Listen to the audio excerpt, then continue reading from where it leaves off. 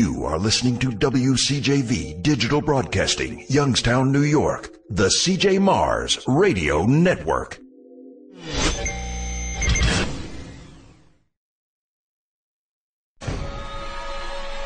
And now, a special feature from the CJ Mars Radio Network.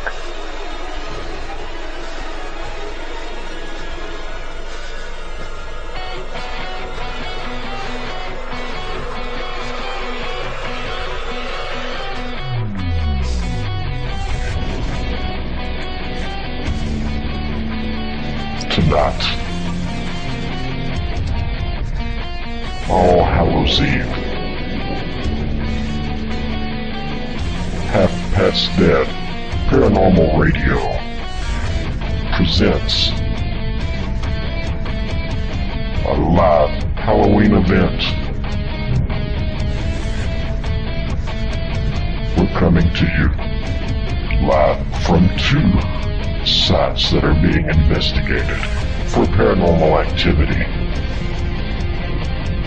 With your hosts, Frank Lee, Kat Hobson, and Deborah Jane East. Stay tuned with live updates throughout the show from the Half Past Dead Paranormal crew. Listen in, if you dare. And happy Halloween.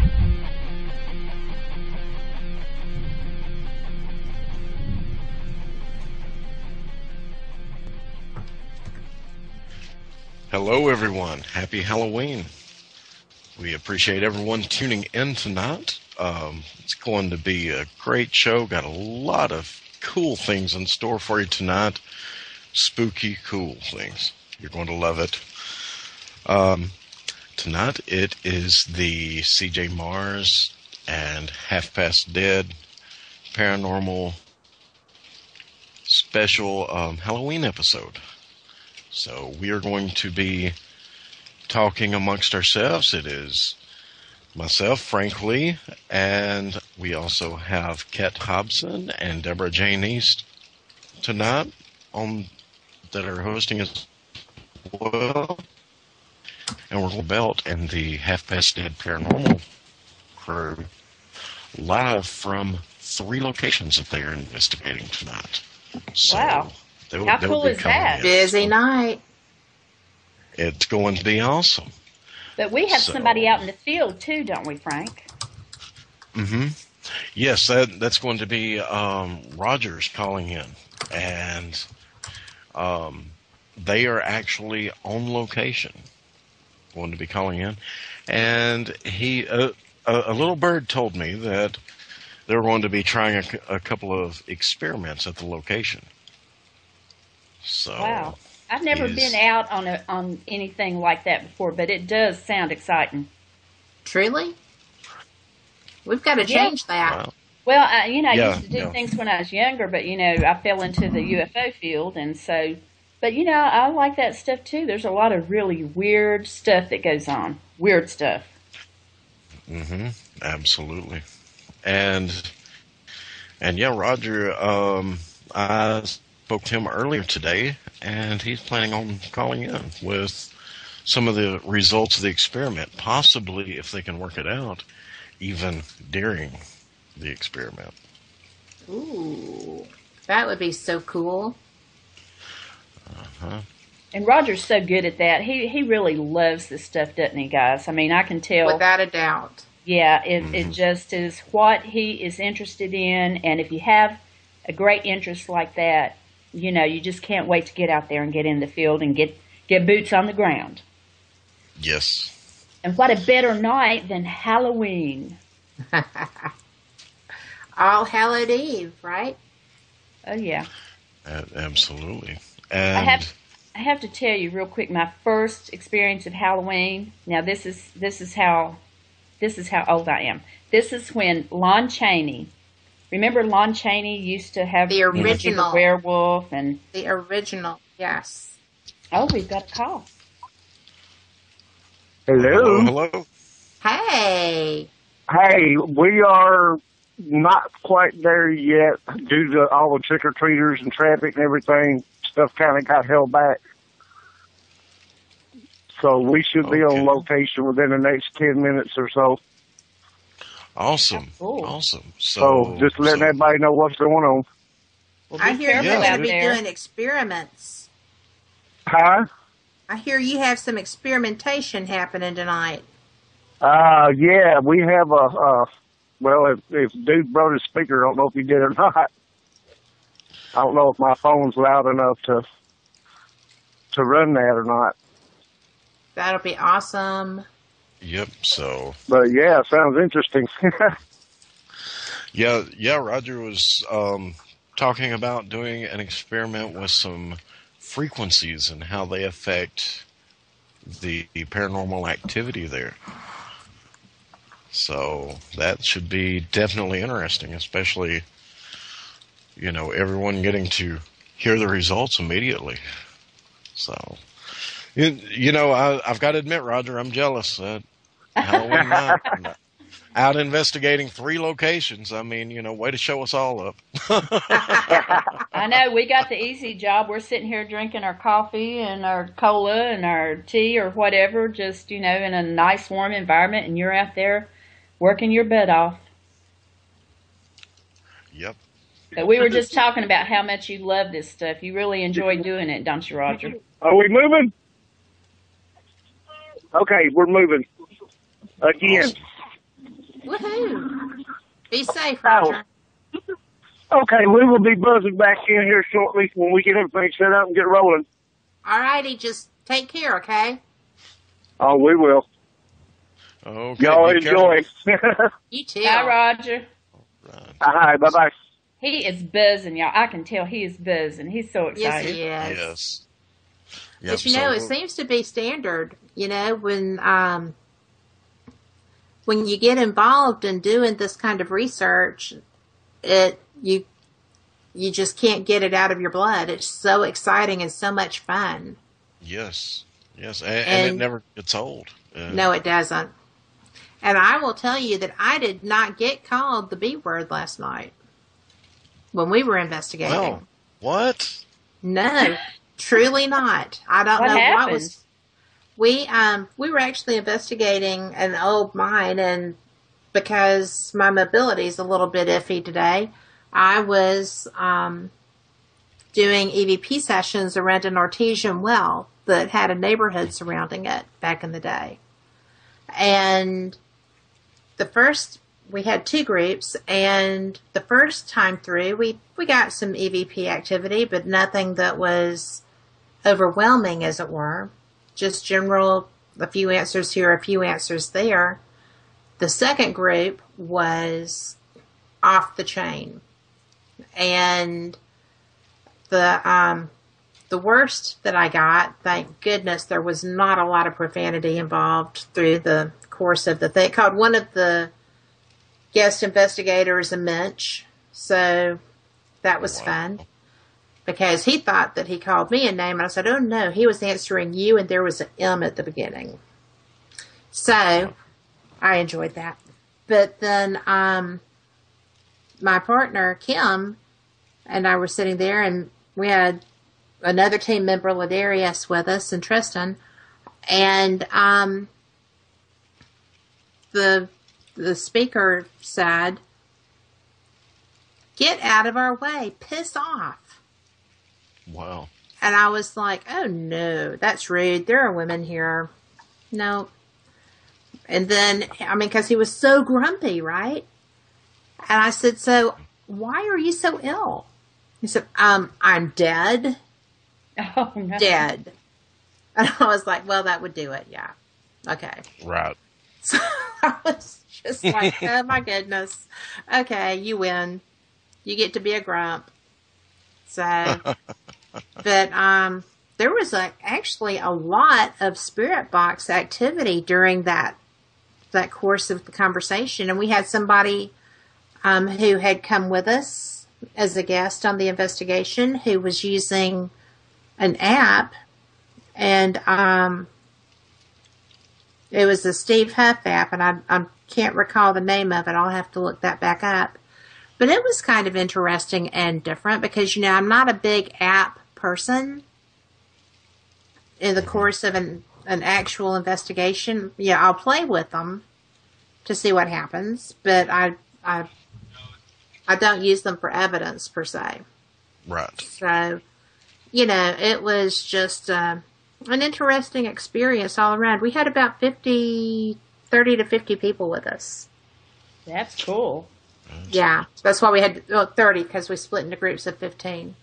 So, right, and the location where you were investigating, I'm not sure on how much information you can put out there about it, but not a tremendous amount, but it was. I know it's also linked to a very famous haunt in Birmingham. My home haunt. Yes.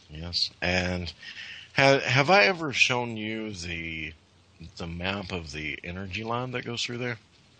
We have discussed that, and I'm a firm believer, and that's why there's quite as much activity, because another mining village that I investigated some time back, and that one can't really be named, is on that same ley line. It flows through there as well. And, you know, we had, I really want to look at that grid to see where this village falls within, because these were the mines that actually belonged to Sloss. They were the iron ore that fed Sloss. Mm-hmm. And it was just surprising. And an old wagon train trail went through there, and when I would mention something about the wagon train, we wouldn't get audio, but we would get K2 hits every time we talked about the wagon trains. Okay, I'm a novice. Could you explain to me what the K2 hits are? I really want to know. You can? I can. Okay, good. The K2 is an electromagnetic field sensor type device. You've probably seen them on Ghost Hunters, or I think Ghost Adventures has actually moved beyond those. And they're just basically, they're just the most basic of tools. They're just to let you know that there is a fluctuation. Basically, it's not a specific reading. Uh-huh. It's just to let you know that, whoop, something moved, something changed, whatever. Basically, it's an EMF detector that doesn't tell you the exact number, but it tells you ranges. Mm-hmm. And there are different colored lights at the top of it that, depending on what range the activity it measures in, as far as the electrical or the electromagnetic field means, it lights up corresponding lights to that range. And it was hitting. It goes, Deborah, you have a couple of greens, yellow, orange, red. And red is where it pegs out. Mm-hmm. And we were getting orange to red hits when we would discuss the wagon train. And I just think that's amazing. My team just recently got some FLIR cameras, and we were using them. And we had some animal activity. It sounded like a dog shaking its collar with the tags. And there was nothing there. There was nothing worn in the area where that noise was generating. Oh, wow. So that was an interesting experience too. We had the olfactory with the flower smells, and it was just really cool. And it's a very public place. It was just kind of neat. I loved it. Well, talking about the mines and it being on the energy line and everything else, let me just run something by you. In the Amityville case, they, of course, before the Lutzes moved in and had their experience, the DeFeo family was there. Mm-hmm. And, of course, there was the reported activity with the DeFeos. No activity was reported at the Amityville house until they dug in the backyard to put in the in-ground swimming pool. Okay. How many haunted locations do you find that have a basement or cellar on the property? An incredible number of them. Mm-hmm. How many times have you come across a home reporting strange activity after they put in an in-ground pool? Or dug in to put in a storm shelter? That, and also any type of renovation, actually. Mm-hmm. There seems to be some type of connection with digging in the ground that creates a disturbance that can trigger or aggravate already existing paranormal activity. And now consider that, and consider mines on an energy line. Just kind of let that sink in. Without a doubt. Moment. Like what the potential could be. I mean, if you look at some of the famous locations, like the Washoe mines. Mm-hmm. They've been investigated. There's a Washoe Club and the Ghost Town, and then the mine. Those mines are reported to be just, insanely haunted. So it definitely could be something to that. That is very interesting. I have a friend that lives close to a mine, and years ago there was a big explosion. And she was a child, and she remembered when the explosion happened, it blew all the windows out of their house, even though it was 3 miles away. All right, ever since that happened, this person just started noticing that she was very empathic, intuitive. She started sensing things in the house. Definitely a haunted house. The other thing that I noticed is that there were also a lot of UFOs in the area. She showed me the video, so I started doing research on mines and UFOs, and there was a lot of information, especially in Idaho, which is littered with mines and things like that all throughout because of its mountainous and stuff. There was quite a large amount of UFO sightings close to mines. So I'm wondering, what is it about mines that seem to attract the paranormal activities, so to speak? Well, something that, for anyone who's not familiar with the paranormal investigation process, when someone calls us to investigate a location, the very first thing that we're going to do after we take the case is we're going to check the historical society. We're going to go to the county courthouse and check the records of the property and see who has owned the property, what might have existed on the property before, how many times it's changed hands over the years, and look at the deed.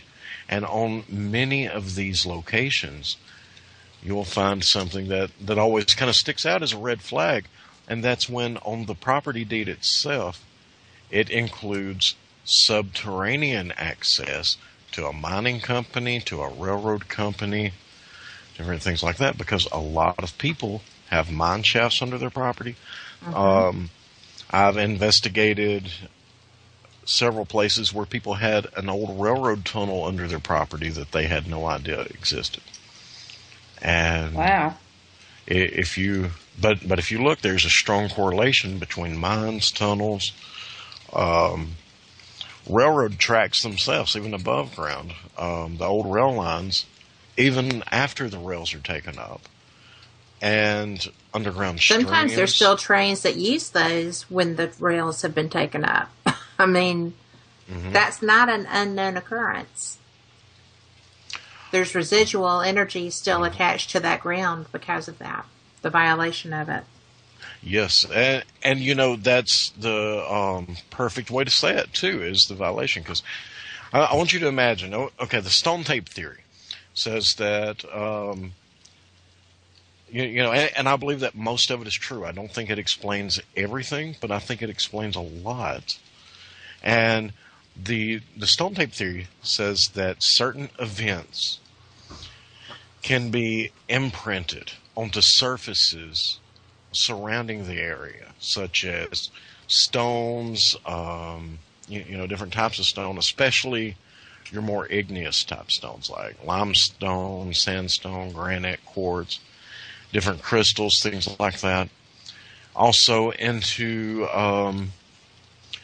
timber and, you know, large sections of wood, and even into water. There's been some research that is being conducted into water memory, which, and if you think about it, you have that natural geomagnetic field that is around everything. The Earth's electromagnetic field emanates from all places, and, you know, everybody is exposed to it. But if you consider the stone tape theory, it says, you know, these events can be recorded into materials and then played back when triggered. Think of this. Think of what's already there, whatever the layout may be. Then you have these piles of the gravels, the granite and sandstone and limestone being piled up to build up the track bed. Then you lay down miles and miles of metal, you know, for the rails themselves, with miles and miles of timbers underneath going perpendicular to support the rails.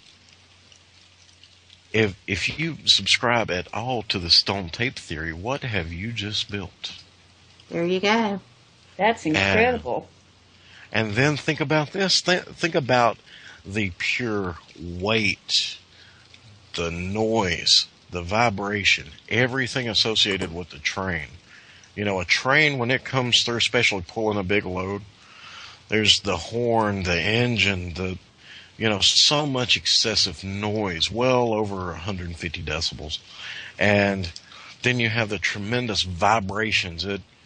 My parents used to live close to a railroad track, and when a train would come one way, it would literally shake the pictures to the side one way. And if the next train came back, it would just about straighten the pictures out. I mean, it was, you know, there's just so much. Think of how far away you can feel a train's vibrations. You know, when I lived in Leeds, I lived between those two sets of tracks. And we had all kinds of vibrations all through the day, all through the night, because they're very active and busy tracks.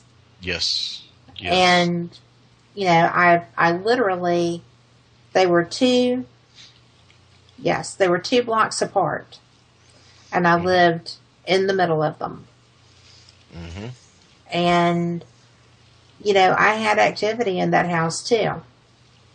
Right. And it's just unbelievable what that does to the land. Yes, because, I mean, think about it. Not only do you have this prime source built up to potentially store it, to potentially be an energy source, but think of just all that pressure and weight and vibration and sound, just such a disturbance coming through regularly on top of this conductor. You've possibly built a paranormal superhighway. Well, you know, the John Henry Tunnel was right maybe 3 miles from my house, if that. And, you know, my paranormal team or my team founders for some publicity photos wanted to have pictures taken there because that's an active tunnel. I mean, Yes. it's active for the trains, but it's also, from a paranormal viewpoint, active. It was Well- just unbelievable. Well, think about this. Like we just talked about, all those conductors, all that energy from the train itself. Mm-hmm. And now think about this. A stone-lined tunnel. Yep. So all of this is going through that. It has to be absorbed somewhere. There's so much tremendous energy there. So, and look at how many reports, like you were just saying, look at how many reports of haunted locations are close to a railroad track. Absolutely. Well, Birmingham itself, Birmingham, Alabama, also known as the Magic City because it sprang up from nothing but thanks to iron ore, absolutely has so many haunted locations for a city of this size, and it's a relatively new city. And, they blasted right through Red Mountain, which is red because of iron ore. Basically, it's a rust mountain. Mm-hmm. And, there were mining villages. There still are. In fact, one of the mines are just now laying off several hundred people. Mm-hmm. So there's going to be a lot of angst surrounding that area as well. But, it's just unbelievable what all there is just in this area. And it's the biggest small town there is. I mean, it's just a very small place. And Data in chat says she would love to experience a haunted or phantom train. And if not hard to do. Right, if you think about it, all of the potential that is there, it doesn't seem like it would be too far out there to believe that someone could experience it. Look at how many reports of ghost trains or the phantom trains you hear of. Mm-hmm. It is unreal. So that, wow, we went spooky in a hurry, didn't we? We really did, and we need to let people know that they're listening to WCJV Digital Broadcasting out of Youngstown, New York. And this is a special show tonight. We have an investigator, one of our hosts out in the field, who will be calling in live from 3 separate locations. So,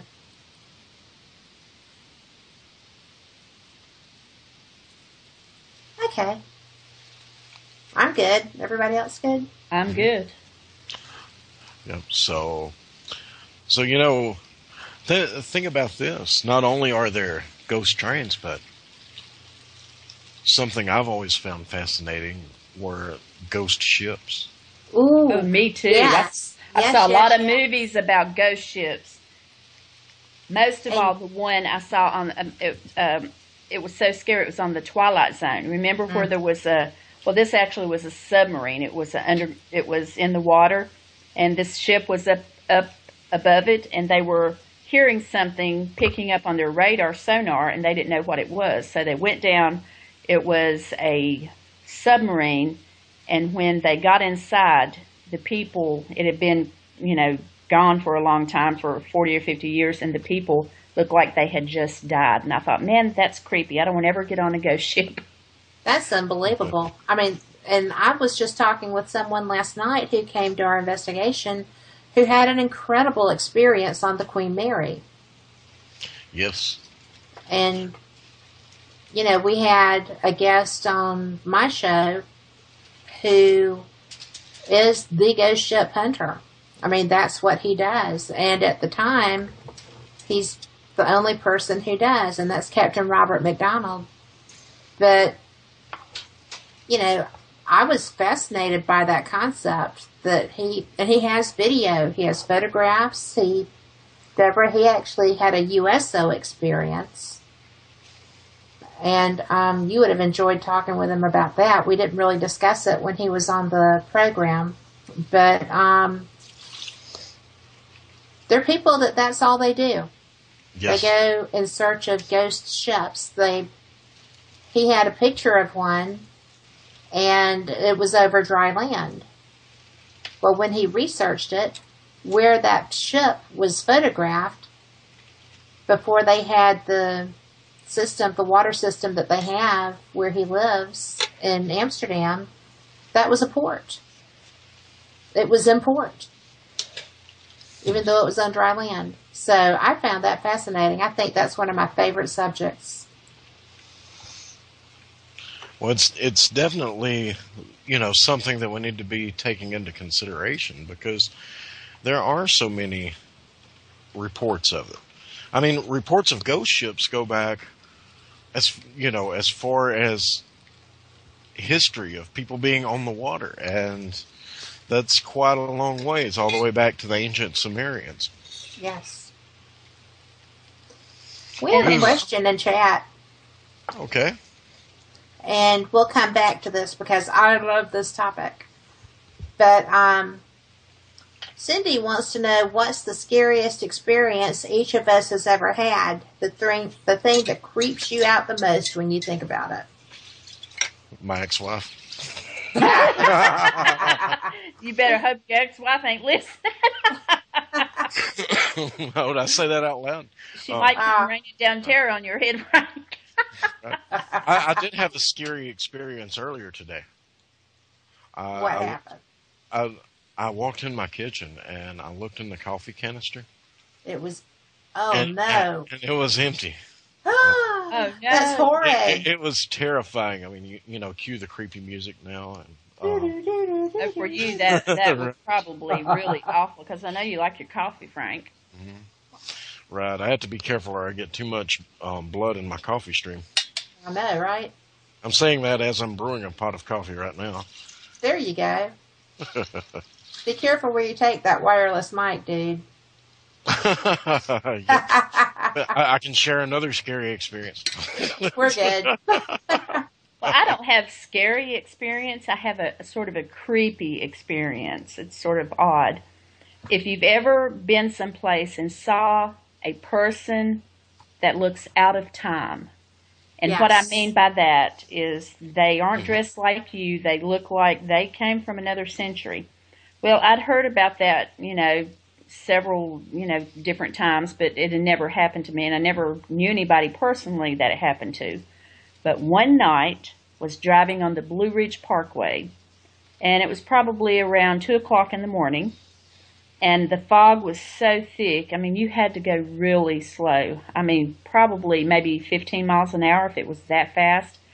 And, it was just super thick, and on the sides of the road is a little bit of grass walkway on either side, but it's winding up and down through hills and lots of trees and things like that. So we were going, pretty slow, so we wouldn't, deers are bad to run in front of you, so we didn't want to be going fast anyway.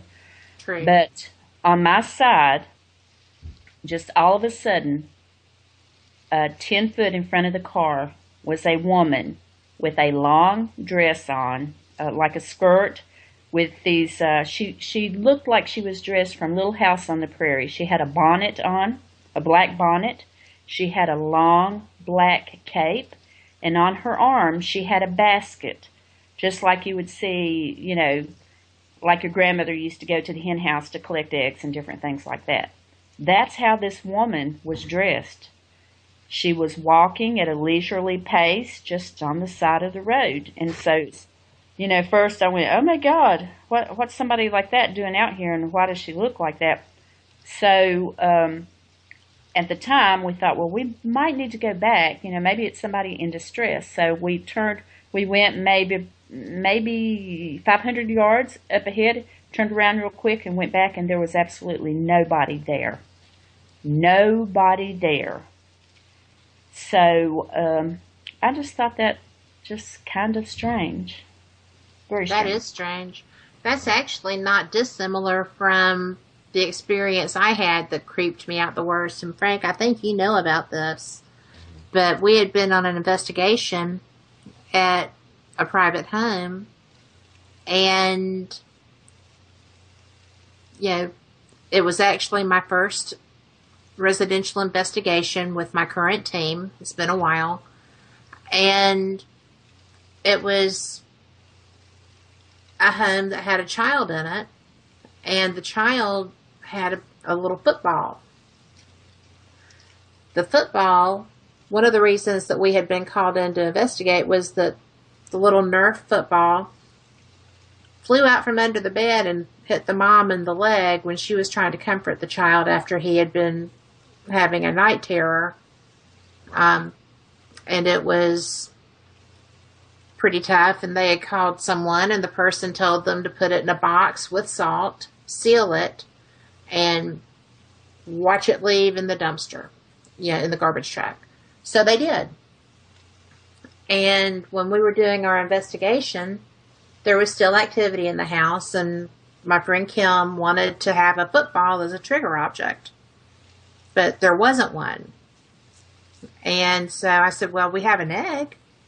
Yeah, the Easter eggs. Yes. And she said, no, I know I saw a football. So there was a Nerf football that was still wrapped in plastic. And so we used it as a trigger object and actually didn't have any reaction with that. So weren't very affected by it. And we finished the investigation, and everyone was leaving, and I was still in my car waiting my turn to back out. So everyone had pulled off, and I was getting ready to go, and the homeowner came running out the door with something in his hand. And I had admired something and thought he was bringing it out, which, would have been a no, because you don't take something from a client like that. Right. And I don't bring anything home from a haunted house. But I am not Johnny Zaffis. So I don't know how to protect myself. At that point, I didn't. And so the guy, I rolled my passenger window down, and the guy said, "Did you bring this?" And I looked, and it was a little football that was still wrapped in the plastic around it and stuff. And I said, "Oh, no, that was in the bedroom. We used it. Yeah, I'm sorry we didn't put it back up." And he said, "No, this is the football that I watched drive away in the back of the garbage truck. There were not two of them. This has already left my house before. You have to take this." And I'm like, "Nope." Not this girl. But, so I said, "Okay, just put it in the seat of my car. I will dispose of it, and, I'll bind it and do something." Because he was not going to let me pull out without taking that with me. And that was creepy enough. Right.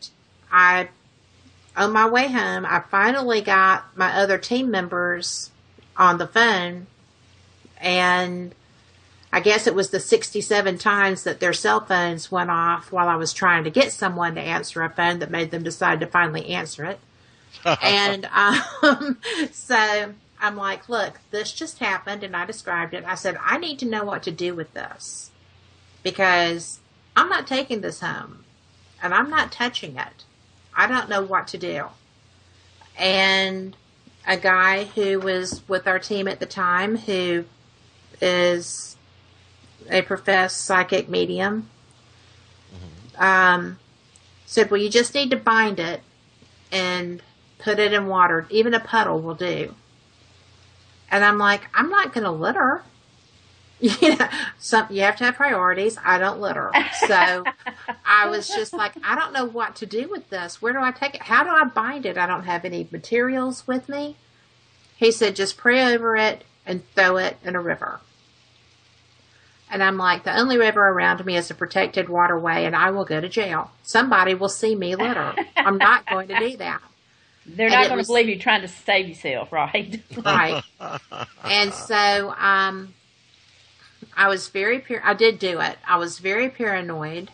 It didn't seem like a good resolution to me, because it was illogical to think that it wouldn't just follow back out like the Jumanji game and someone else would find it and have an issue.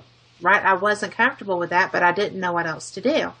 So I'm paranoid. I'm looking around. I'm expecting a policeman or some, man in black forestry guy to show up and arrest me for throwing this football into a river. And so I know there wasn't anyone around. And So I got it done, and I'm just like, oh, thank God. Okay, I am so going home. And I pulled a U-turn, also expecting a ticket. So I know I was paying attention. And I passed a man. A young man, bearded, with unruly dark hair, curly, and a red flannel shirt and old school dungarees, right? And he was pale, and he was striding down the middle of the median. And had that man been there, there's no way in the world I would have missed him. Because I was that paranoid. I was looking for anything and everything. And I thought, oh my gosh, I don't know what that is. That's not a person. He wasn't just there. So, on top of someone thrusting a haunted object that I didn't know what to do with, but I did know that what had been in the house wasn't good, I got a ghost in the mix too. And I thought, what if this is what was attached to that football and it wasn't bound? You know, it just left the ball when I tossed it. And so, you know how your imagination will go with something like that. But I just had no idea where that man came from. It was just so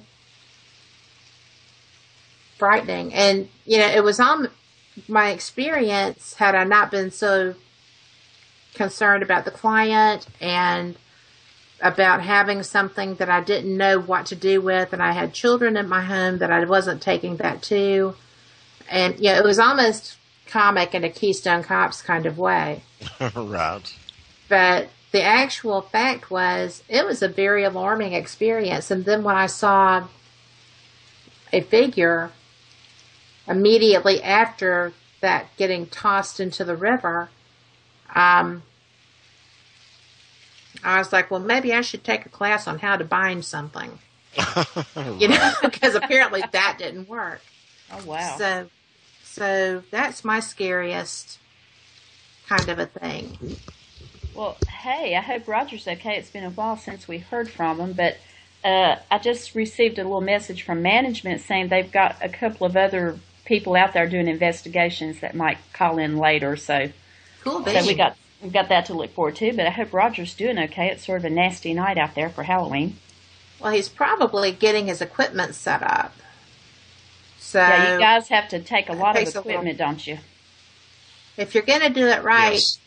it's helpful to have it with you. Right. Well, I mean, I know I personally don't carry much equipment.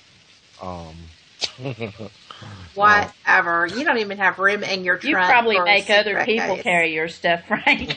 He has children. Oh, you have children. Right. Yep. That, yeah, I might carry a few things on investigations. One or two. Right. If you could carry only one thing, Frank, one thing on an investigation, what would it be? What do you consider the most important tool for a paranormal investigation? Quite honestly, the most important tool would be a notebook and a pen. Well, Yeah. I'm surprised. Or at least some way, notebook and pen, audio recorder, something that can be used to document everything. Mm-hmm. You don't record do you record a lot of your investigations, or Mm-hmm. some people, record it through their cell phone and stuff?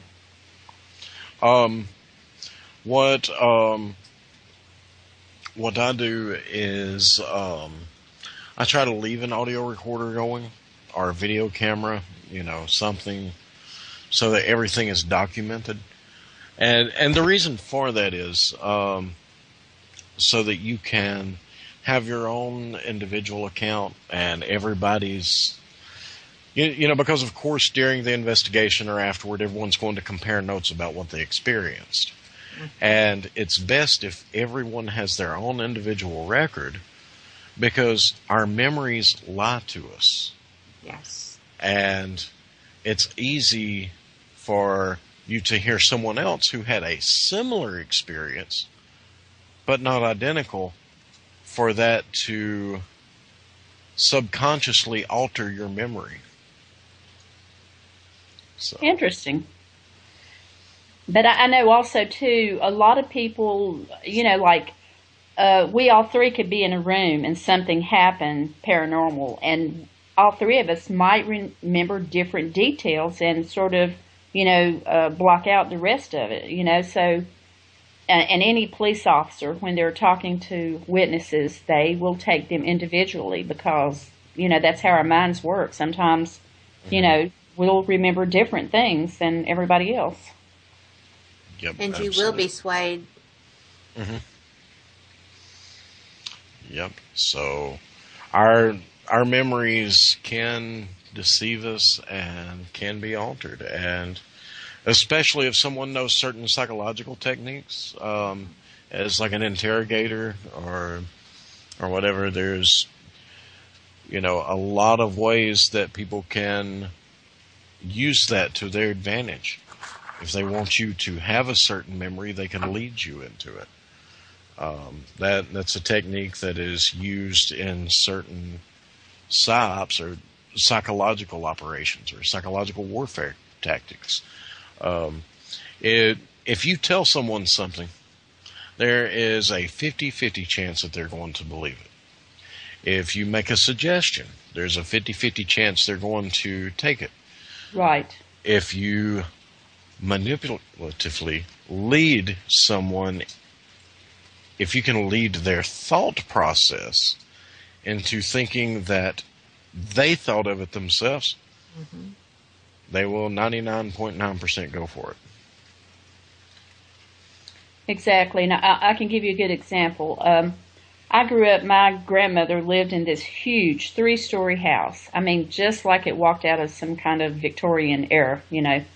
All of the rooms were big, and it had like some passageways. You know, I don't know what else to call them. There were like, it wasn't a door. It didn't have a doorknob or anything, but you could press on a certain corner of it and it would open up, and you could go through. There was like a space in between two of the rooms that was like 3 foot wide that you could just walk around the house and go through different rooms and stuff. And I don't know why they did it, but you know, she lived there. She never went up to the 3rd floor very much, but of course all of us kids, we always went up there every time we went, you know, because we thought it would be fun and stuff. But for instance, we told our cousins that were coming. They said, well, we really can't wait for you to see Grandma's house, because on the 3rd floor it is haunted with ghosts. It is haunted with ghosts. Every time we go up there, we hear stuff.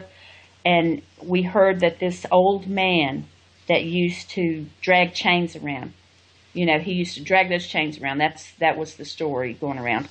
So we told this, you know, to our cousins and stuff on the phone and everything about, you know, how we heard all these kinds of creepy sounds. Well, one day at Christmas, it was right before Christmas, they actually got to come. And we had them so terrified of all the stuff that in our make-believe and different things was going on, we could not even get them to walk into the back bedroom, let alone go to the upstairs. And, oh my gosh. Yeah, and that night, my cousin Ella, she woke up, she was just screaming her head off. You know, I could hear her all the way in the back. We had all stayed at Grandma's. And Grandma went in there and said, "What's wrong? What's wrong?" She said, "Grandma, I know there was chains. I know I heard chains. There was chains." And she had obsessed so much about all of us speaking about chains and ghosts and stuff. She manufactured that in her head. And, Right. and that's what people can do. They can manufacture this stuff. Right. Well, you know, that reminds me of something like, you know, like with paranormal investigators, we tend to, a lot of times, we love to go to these famous haunted locations. And the good thing about going to a famous haunted location is it is so easy to find information out about that location's history and what other people have experienced or witnessed there, and all of that's just readily available, and most of us know it before we already go there without having to actually look it up. The bad thing about investigating famously haunted locations is there's so much information about their history that it's readily available, and True that. you already know so many of other people's accounts and experiences at the location, and you probably already know it without having to look it up. Because, although it's great to have so much information, it can, in some cases, taint your perspective when you go into a place. If you go into a place that, we'll say, for instance, the Lizzie Borden house. Okay, we know that there was, there were axe murders there, had a horrible, violent past, and people have claimed to hear Lizzie, and they've claimed to, have other experiences there. So we know that. So we go into that location, and we do experience some type of activity. What are our minds going to tell us it is? Why, that's Lizzie, of course. Yeah, the spooky ghost of Lizzie. Exactly. Or like the Villisca axe murder house. Another thing, and of course, I'm not trying to intentionally bring up all the axe murder houses that I know, but I know a couple more cool axe murder houses. Anyway, but only our Frank could be saying there's cool axe murder houses. right. It's a paranormal investigator's dream, right? Oh yeah. Oh yeah. And but you go to Villisca, well, there were 6 children killed there. Yeah. And you go into that house, you're automatically going to assume, or chances are, you're going to assume that some of the activity you're picking up might be from the children. And, that goes to the whole thing of ambiguity. It's an association without correlation. Mm-hmm. And we have to be really mindful of that in the field. So, anyway, I can continue further with that, but I'm going to need $85 from everyone who listens in. And, are you doing readings again? And you can lay on the couch and. We was going to ask you to do a reading, Frank. You haven't done a reading on our show. Right. I will have to do a couple of readings tonight sometime. Oh yeah, definitely, since you're so good at it. Right. And he's so specific with his information. I mean, it's just uncanny. I don't know how he does it. It's an amazing ability that I was born with, and although I haven't tried to start really honing those skills until here recently, hey, we've got a caller. All right. Hello. Maybe they want a reading. Well, hello there. Hey. Can y'all hear me? Yes, sir. Phone service is not real great out here. That's because you get phone service out here. Right. We can hear you.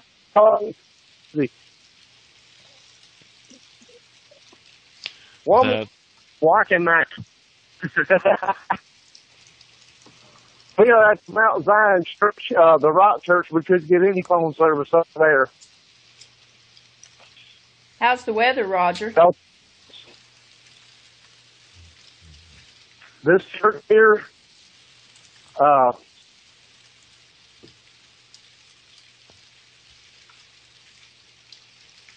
The weather is really bad and it's raining and a lot of stuff like that. The phone doesn't seem to pick up that much. Most cell phones don't.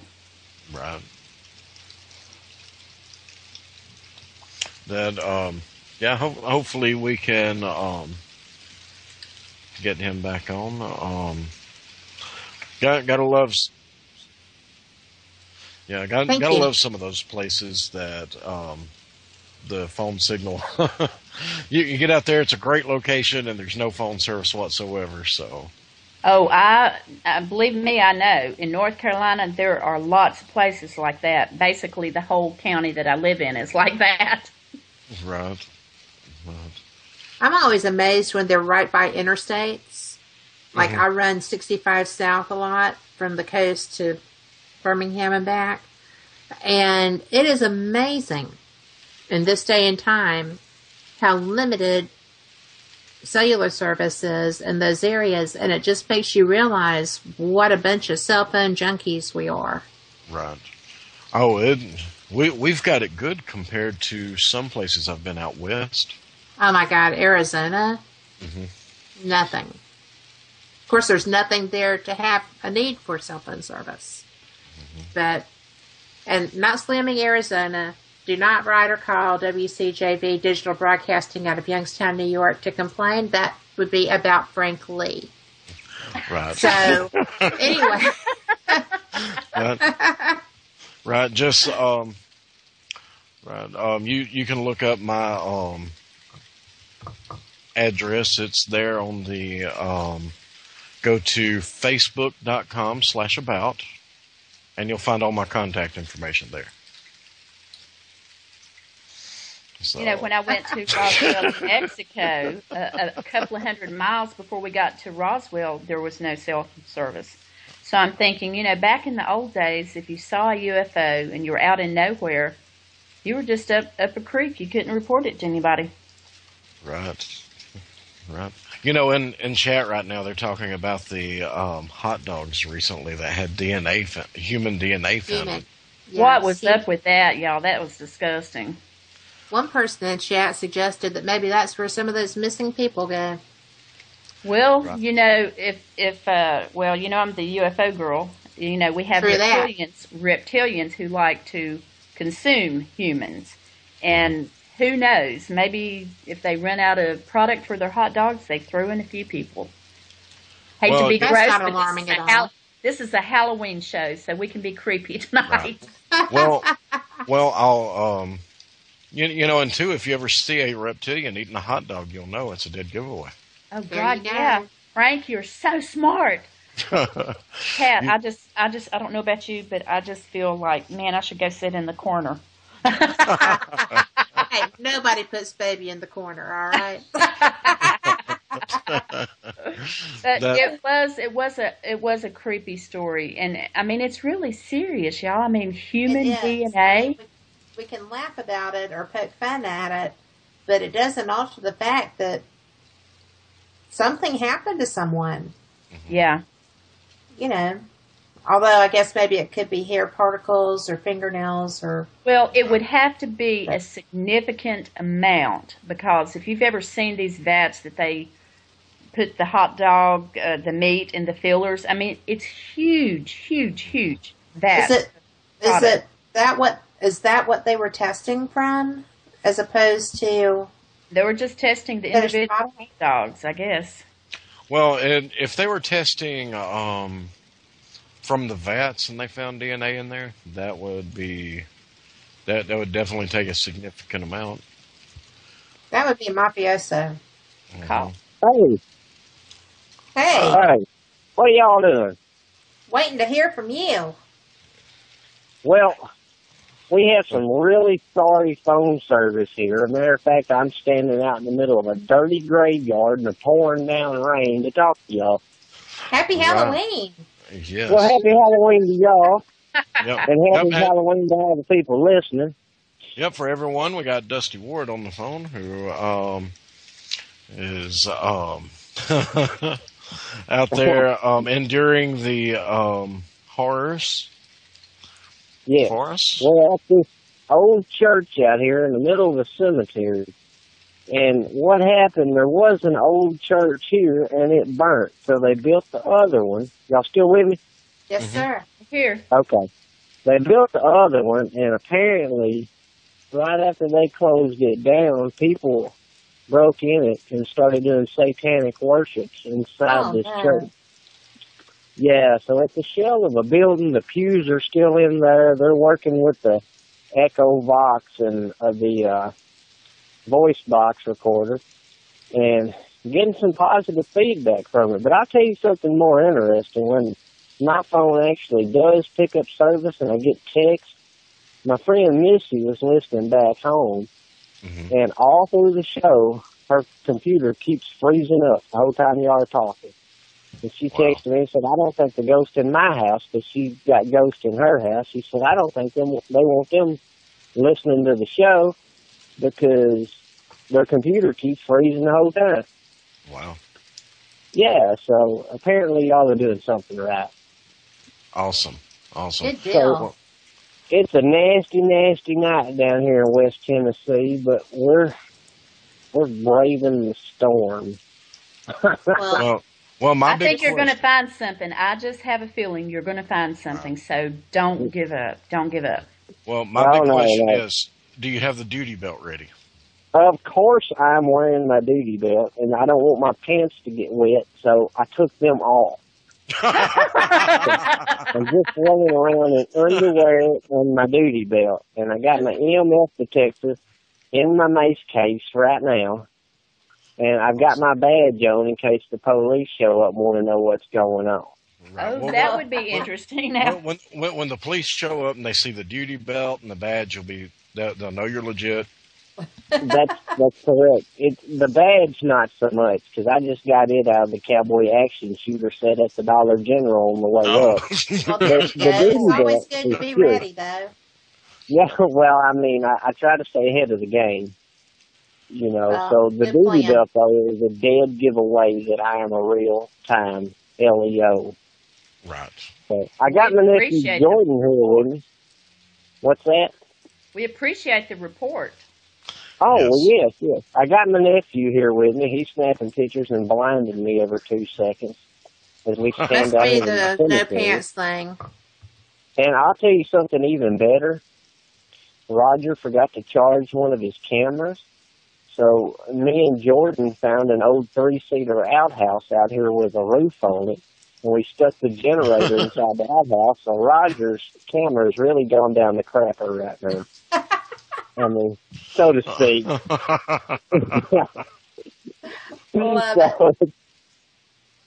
It's pretty funny. Now, we did stop at one old church down the road, a wicked-looking place, and it was an old rock church, and all the foundation and the walls are still standing, but the whole roof is gone because apparently, meth heads got in there and burned it down.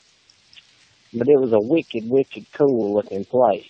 Now this place here it's just a small building, but it's still got all the pews, and it's got a raised platform in it for the preacher to stand on, and apparently when they're in the echo box up on the preacher stand is where they get their most activity. So we're hoping we got some good reports to give to you along the night. Now that I found out where this podunk town has phone service at, and it's out in the middle of the cemetery is the only place. Right. So and to get service, you pretty much have to have on a duty belt, no pants, and hold up a ball of aluminum foil in one hand. Well, I've got my aluminum foil hat on just in case. Oh, okay. Well, that will definitely. It is storming. Make sure it's right side out. And please post pictures on Roger's page. We want to see. I said, make sure it's right side out. The aluminum foil. Yes. I got to make sure everything's tucked in before we put pictures up. Tucked in tight in my duty belt, of course, is what I mean. So, I'm going to jump off here and go see what they're doing, make sure Roger ain't got his pants off, because that would send the show down the crapper along with his camera. Right. And, Be sure Roger understands that the pants thing only applies if you have a duty belt. Hey, Roger, they said leave his pants on. What are y'all talking about anyway? Human DNA and hot dogs. Yep. That's what we're talking about. You're talking about being a CNA and hot dogs. That's pretty close. That is close enough, Dusty. Recently, DNA found in hot dogs. That's what we were discussing. Oh, okay. Right. Wait a minute, I've got it now. Human DNA in hot dogs. Yes, it's from when your hot dog really did have a first name. Oh my God. Please send your complaints to WCJV. Well, I can tell you this: I will never eat a hot dog named Oscar Mayer Wiener again. So. Hot dogs are really gross. I used to do the nutrition little things that we did for kids in school, and 80% of hot dogs are fat. That's why they taste good. That's why they taste good.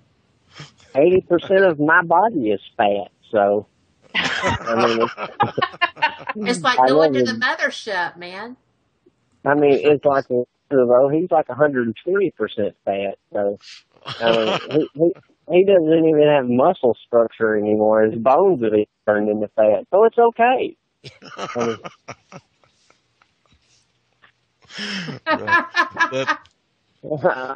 Me and Jordan just blinded me with a selfie out here with the camera. It's the duty belt, getting the duty belt shots. It's not really a selfie standing in the cemetery, though. We got a lot of people with us. There you go. Well, my friend Missy just texted me and said she's got her computer working, so she's back online listening. And God, I love that girl to death. She's my best friend in the world, y'all. And she puts up with all my craziness and nakedness and everything else that goes along with it. Now, Are you one of those people they were getting for Naked Paranormal, Dusty? Oh my God! Speak of that, I forgot about that, and I told Roger and Jordan on the way up here I ought to do a show where I'm just naked through the whole thing, and we would be blockbuster stars in a week. You know what's looking as I am. You know what's ironic? I sent in a tryout video for that, but I accidentally got it sent to the. I accidentally sent it to the wrong address. But ironically, would you believe that a month later I appeared on an Animal Planet show?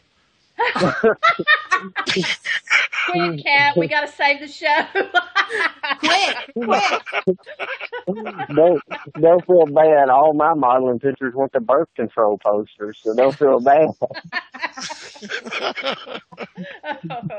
Oh my goodness. Yeah, you see guys why this show started after 9 o'clock? Oh, hang on. I've got to send out a disclaimer. I'm sorry, Bobby. I didn't know you were sitting there with Missy when I said she had to put up with all my nakedness. I've never been naked in front of Missy. Okay, there. I had to clear that up because y'all don't know Bobby. It's gonna be bad. Y'all don't know Bobby, but he's a big old boy, and I'm not. So, how big a boy is he? He's about 3 times as big as me, and he looks real mean. So I never admit to nakedness in front of Bob.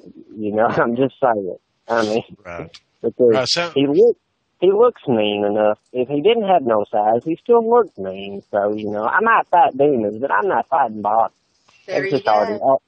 Roger is on his way out here, and I just got to say to Missy, I sure hope Nicole is listening and see how big of a star I am today.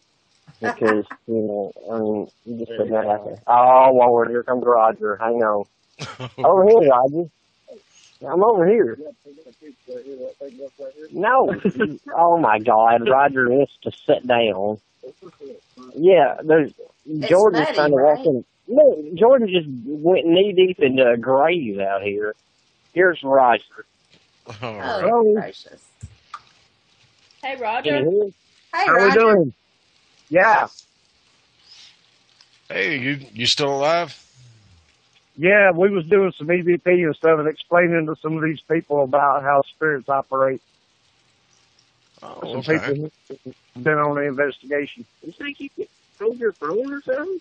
You think I'm not your personal killer here. don't make me. Oh, my God. Naked girls on my phone right now in the cemetery, and you're making me old. I mean, well, if you see one out of here in this cemetery, well, that's all right. You go after it. Go ahead. I said I was doing paranormal research. Uh-huh. Roger, we've been hearing about pants down and nudity and all kinds of stuff like that. But I did hear that you can only go without the pants if you have on a duty belt. Right. So if you don't have a duty belt, you keep those suckers pulled up. He forgot to bring that. No, I told him I had the baby belt on his underwear. Oh. Shame on you. Actually, this coach, I was trying to explain to y'all earlier when the phone went dead. This is Mount Zion Church. It's way out in the middle of nowhere. Mm-hmm. And what we've been told is people do devil worship in there. I heard you were getting some activity up there on the preacher's stage. I'm sorry? I heard that you were getting some EVP activity there up on the stage where the preacher preaches. Well, it's for the pulpit weekend, yeah. Pulpit, thank you. I couldn't think of it. Mm-hmm. The benches are I'm going to check here.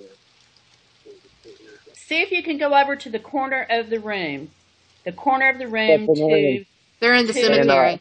They're in the cemetery now. I think Gabe was actually getting some responses on the ghost box in there. Awesome. What kind of spirit do you think you're in touch with?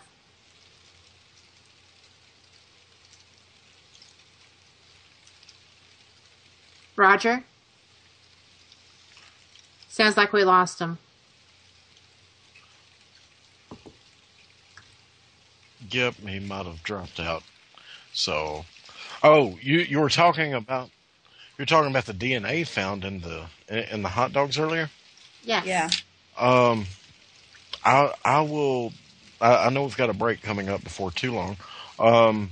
During the break, I will look it up and tell you the story about someone's coworker who got cooked and what famous company it was that, and what famous product it was that they were cooked into a batch with. Oh, no, don't ruin anything. Oh, we've got another caller. All right. That was just recently. Oh, my. Hello. Hello. Hi there. I've got a report here from me from the Australian outback. All right. Oh, gosh.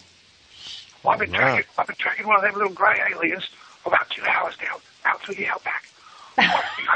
He said, "Boy, Bush, I'm going to try to capture him in this net I got that I used to use for monkeys." I've been sneaking up on him. Like my dad said, you got to think like an alien. You got to be the alien if you want to catch him. Be the alien. I climbed in there. Oh, I'm going to pick him up and set him over here now. Oh, look at this jungle.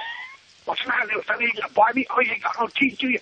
I'm going to look at his big old dark grey eyes now. Oh, God. Yes, master. I will obey you. I will go aboard your craft. Right? Mate, it looks like I'm going to be tied up here for a while. It looks like I've got an appointment with some type of an anal probe. The likes of which I've seen since I was in prison. And the guy they called Wally the Penetrated decided I was going to be a special friend. So, back to you, Frank. All right, well, thanks for the live report from down under. Wow. Hopefully we'll hear back from him again. I hope so.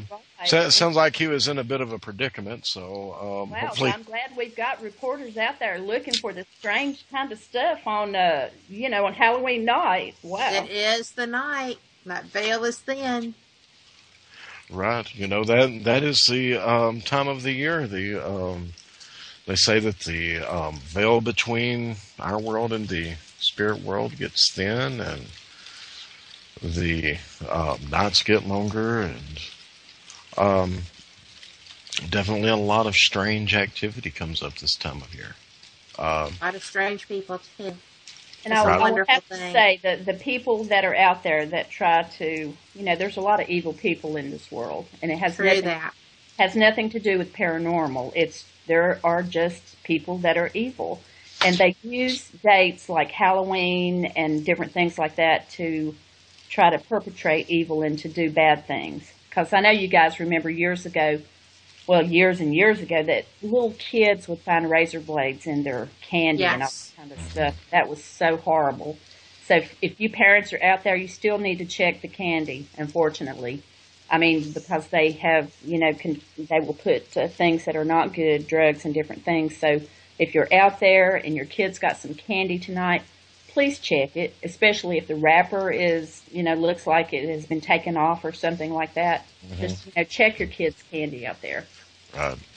Do you know that we used to be able to get popcorn balls that were like, Rice Krispie treats, but made with popcorn? Mm-hmm. And all the nifty things that,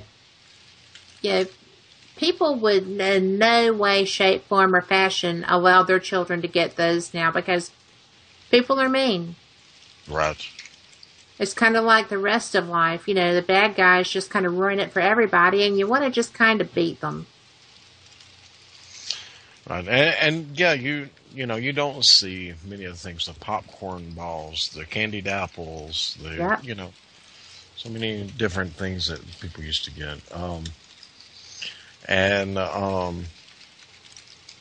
It is a shame.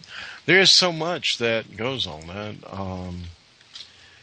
Of course, we have the secular Halloween holiday that we celebrate now.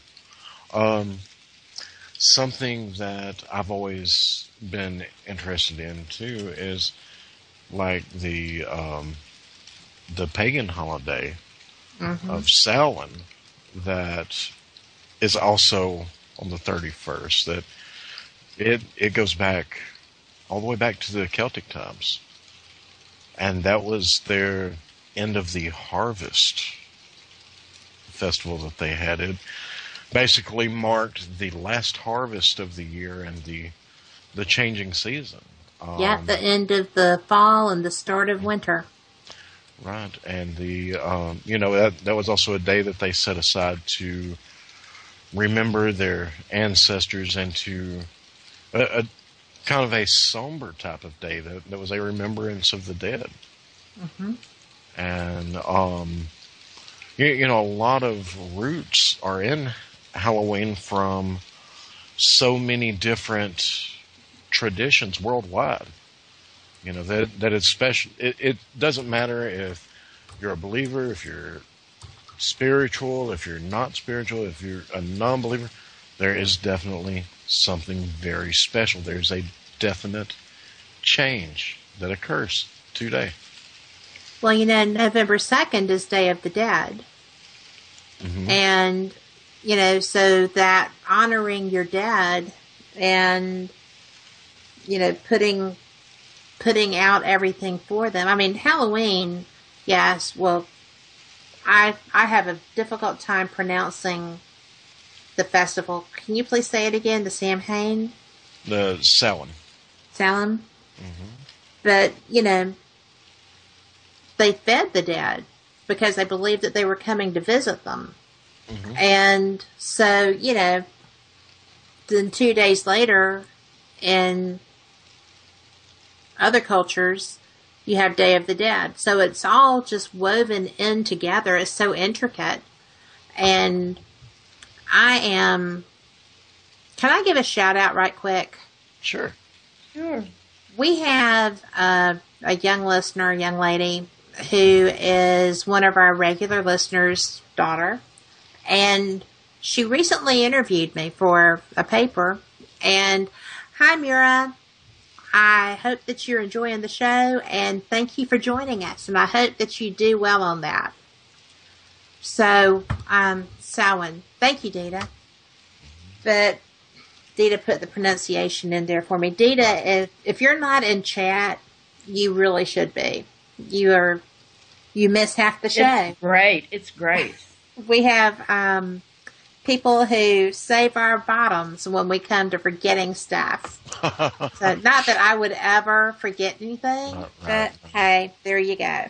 And they are posting books whenever we mention a book. Mm-hmm. If our guest has written a book, they put those links right up in the chat room so you can copy them and can purchase those books. And they put up pictures and all kinds of goodies like that. They're all really wonderful. Every one of you guys in the chat room are great. Yep. Now I have to give a shout out to Dita because Oh yeah. Without a doubt. I've seen how fast she does that, and I think if Google has a question, they go to Dita because she's faster. I think so. Yeah, I think so too. She's so fast that right now she's even making double hazelnut mocha lattes besides answering questions and keeping everybody straightened out in the room. And you know, Big Bird Go is Dita. right in there with her. So, you yeah. know what? Woo! I love it. And Oh, yeah, I love Big- our chat people. Yep. Yeah. Well, Big Bird, you give her some seeds, she's invincible. That's right. We'll work cheap too. She just wants Yep. seed. Yep. But do you know, I'm going to ask you this because I was really surprised. We were talking about, you know, Halloween, All Hallows Eve, all the good things that are associated with it. Did you know that it is the second most commercial holiday? Second only to Christmas. I can believe that. Although It's I would amazing. have, I would have had a close. I wouldn't have known if it was second or third compared to Valentine's Day, Right. but I have no problem whatsoever believing that. But, well, you know, Valentine's Day, you're shopping for your honey, right? Most people don't go full family.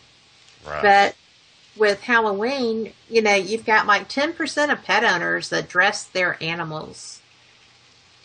Oh, that's And like 80%, I don't remember that actual percentage. I don't want to say the wrong thing. But a vast number of adults dress. There's Halloween parties. There's, you know, it's just amazing the number of people that do things. the cutest So- outfit that I've saw so far was these two little babies were dressed up as lattes from Starbucks. Now that was Oh really my cute. gosh, that is was cute. cute. right. Well, I'm going to tell you that, you know, if you follow me on Facebook, then you saw the cutest little costume going, which was my fabulous one and only so far grandchild, who is Yoda tonight. Wow. So, and it's really funny because he's just a new walker. And, you know, so toddling and Yoda is just so cute. But I have to mention. kind of like you, Frank. You know. Right. I have to mention two of the investigators on my team. Talking about costumes, they're a married couple, and the husband, you see him, and he's dressed up in all this hillbilly garb and all of this. Well, you see the wife, and she is dressed up. She's wearing a white dress and she's got dark hair anyway, and she's got it like parted down the middle and got blood covered over to look like Carrie from the Stephen King. Oh, wow. So she's dressed like that. He's dressed up like, you know, this, you know, it's like late 1800s type garb with all that. And they're putting themselves together as karaoke. Oh wow, that is so funny. That is the bomb. I love That's that. crazy. I wish I'd have thought of that. But Just excellent. We want to thank everybody for listening and tuning into our Halloween special tonight. This is WCJV Digital Broadcasting from Youngstown, New York, and we're going to take a hard break, and we'll be back in a few. You are listening to WCJV Digital Broadcasting, Youngstown, New York, the CJ Mars Radio Network.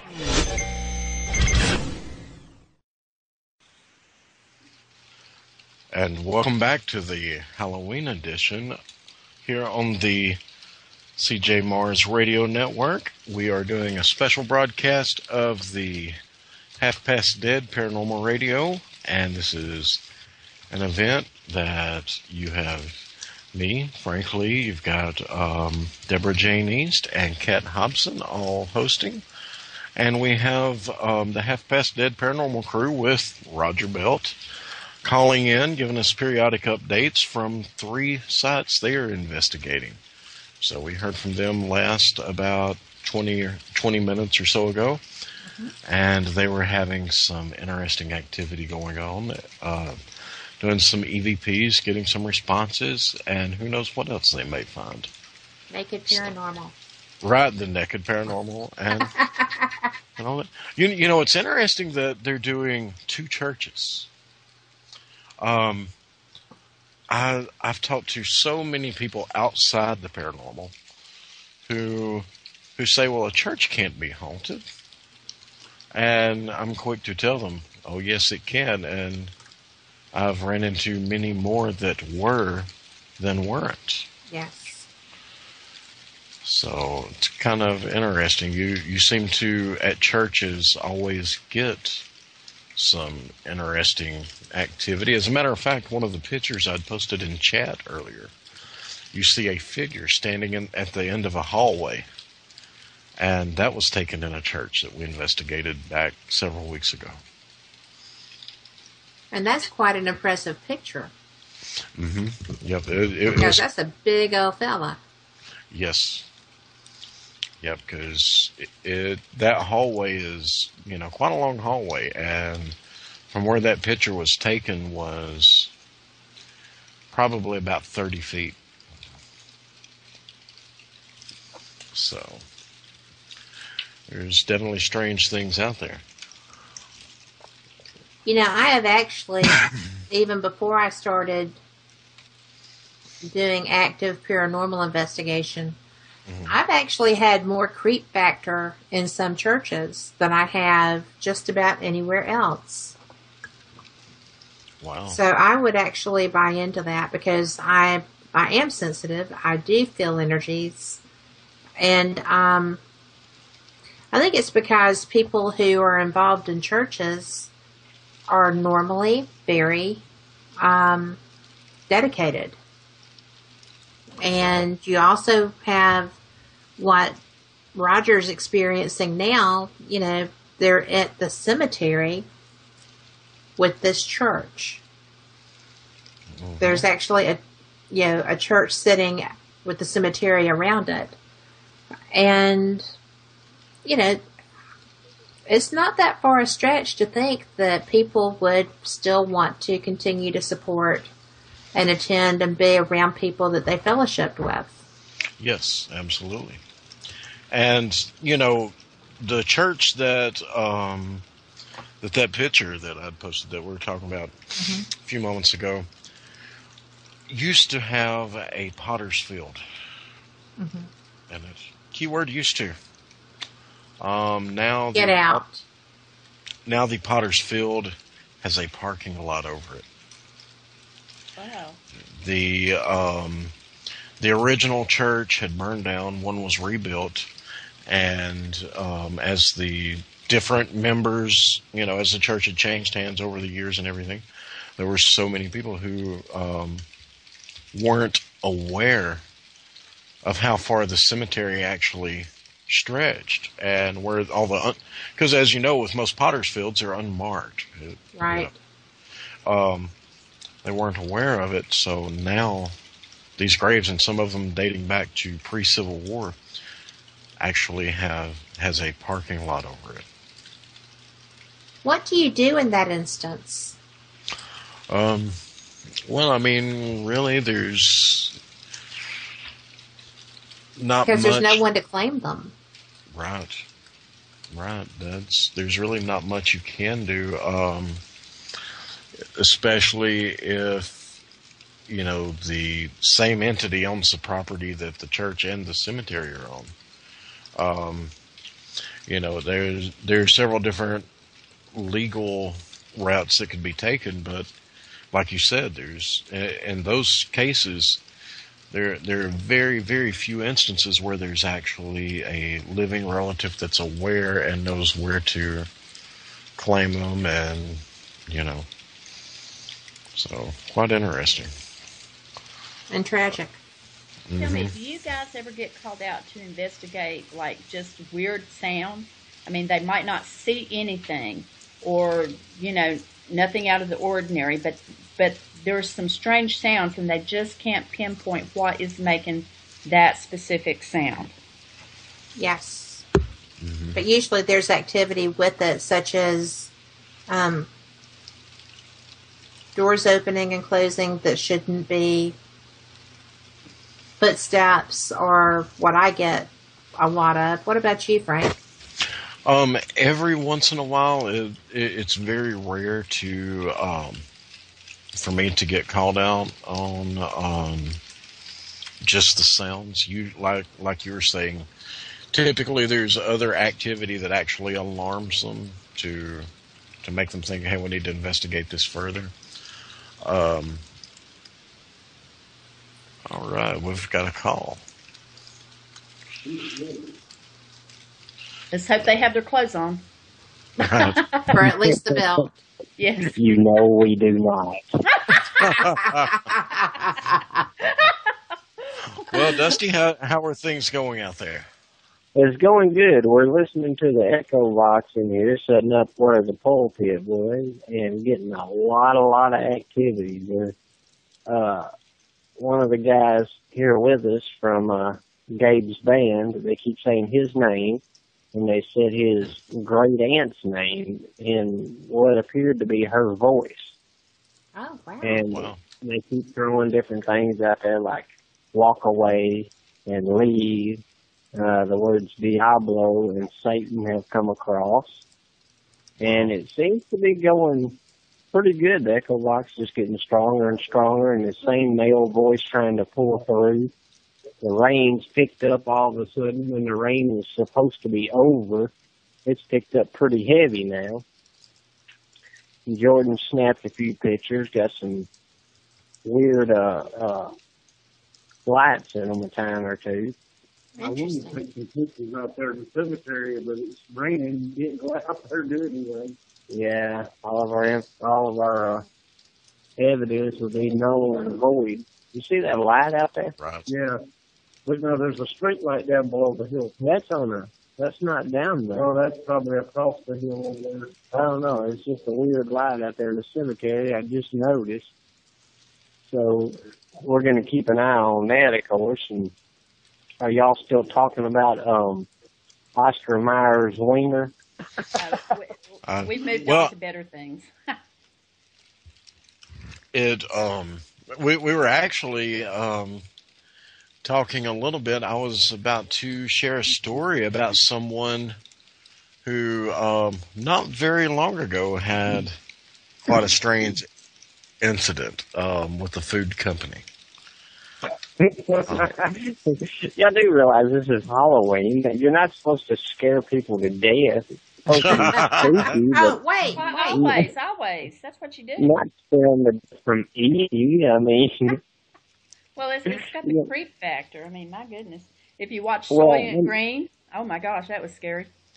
And before we lose our phone signal again, we are coming to y'all on WCJV Digital Broadcasting out of Youngstown, New York. This is the Half Past Dead team live on location. Yay! Yay. Hey, Roger, wow. if you could get some of your guys to go over into the right-hand corner up there close to the pulpit, towards the corner, in that area, and see if you get anything in that area to the right of the pulpit. Hey, Gabe. Okay. Gabe. Gabe. Over to the right corner. Right corner of the building. Try it over there. See if you get anything over there. Okay, he's moved over there with his Echo Box now. You know, a lot of strange events, you know, things happen in church that you wouldn't believe. It's not just church events. They used them a lot of times for meeting rooms or to have community events, you know, just all kinds of stuff. Right. Well, you know, even in even in older times, there were a lot of trials that were held in churches. Yeah. Well, apparently when he walked over there, the Echo Box started doing something crazy. Oh, wow. Oh, yes. Well, one of the places I investigated back years ago was one near Colonial Heights, Virginia. That was it was the now it's a Methodist chapel that is still in use today. But it was back during the Revolutionary period. The one where they held Patrick Henry's trial there, Really? and hung him outside. Yes. Well, yeah, they told us to send you over there because this woman on here is very sensitive. That's what she pointed you to. And apparently something is going on over there. Yes, I felt very strong vibrations over from that corner, a very strong presence trying to make herself known. I felt a very strong presence over in that area. But now all the windows are broke out of this building. There's no doors. I doubt if they're using it for anything. And I do sense that it's a feminine spirit. Okay. Yeah, he's picking up a lot of female voices in that. So, that's quite possible. Now, she's very upset about something. Huh. Yeah, she kept coming across saying scared a while ago. Yes. Oh, yes. Something happened. Something happened that was very frightening to her. There was a couple of male voices coming through, too. Yeah, so it's been very, very active on the Echo Box in here tonight. If anyone out there is looking for a good piece of equipment you can run off a cell phone, that's one of them, the Echo Box. Mm-hmm. It's outstanding. And hopefully our voice recorders have got some of it, and we can... I've been running the recorder since we came in here, so everything that's picked up should be on my recorder, hopefully. Lord knows Jordan killed us with camera flashes, so... My iPad's a few too, but I tried to warn everybody ahead of time. I started seeing green and purple and red and blue lights everywhere. Yeah, look, he cuts me off in the middle of my story. We had the old-fashioned K2 meter with the 3 lights on it. Set it down there on the pulpit next to this window over here. It went from green all the way up to red and stayed there. Oh, wow. Wow. Yeah, so that means high energy. Yeah. What was that? Hell?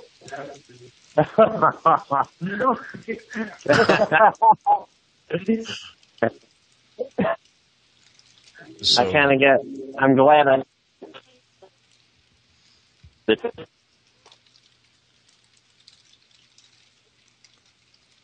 oh, he's cutting out again. Yeah, he is. And it sounds like it's the... Oh, wait, there you are.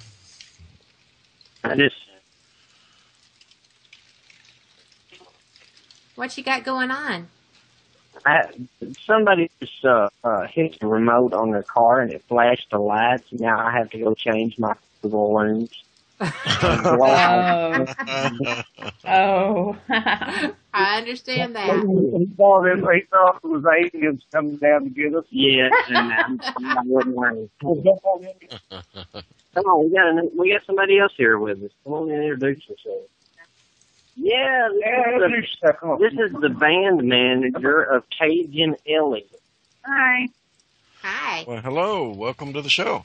Welcome. Well, thanks. You're heard all over the world right now. So, I hear you're having an interesting time there with Dusty and Roger. Oh, you have no idea. Don't listen to her. She doesn't tell the truth. I'm either too old or too young for this. Right. You're never too old. Yes, Yeah. there are some interesting things going on. And that's just with me. So what all types of activity are you experiencing there? Okay, I have a silly question. Just go by my old There is man. no silly question. I do have a silly question. It's my first Okay. experience. And so, Can you feel things? yes. Yeah. Okay. What are you doing? I got ready to... Are y'all still here? Yes. Okay. Okay, when I got ready to walk outside, Mm-hmm. it was like I couldn't catch my breath. Of course, I got Maybe this. yeah. Yeah. It's like- Maybe you'll feel stuff like that. And I came running back out there like, okay. And Yeah. I got real nauseous. Okay. And I don't get those. Mhm. So Let's that's see. just weird and lightheaded. Mhm. So I don't know if that's just something, because none of those things normally happen to me. Well, my stomach's been kind of on edge all night inside this place, and a lot of Because you ate at a gas station. That has nothing to do with what we're talking about. When I was feeling the energy, I heard, "No one came to save me. No one came to save me." Y'all, we're standing here with Gage now. Gage, say hi. Lead singer of Cajun Elliott. One of the, Hi there. yes, one of the best bands you'll ever hear. Find them, look them up, book them. They do bar mitzvahs. They do birthday parties. They Oh do. wow! Yeah, they'll do anything. Right. Even paranormal investigations. They do. We got the band here with us. I actually, if this is relevant at all, I'm actually technically still on Team Spirit Box. I used to work with the man that was responsible for creating the EchoBox software, Mm-hmm. and been doing it quite a bit. I've been Roger for quite some years now, and we've had a lot of fun, and we've definitely furthered our education in the field. Wow. It's quite a different area that we're investigating here. And so, What's the strongest? I'm sorry, Frank. go ahead. Go ahead. I was just going to ask, what's the strongest experience aside from the nausea that y'all have had?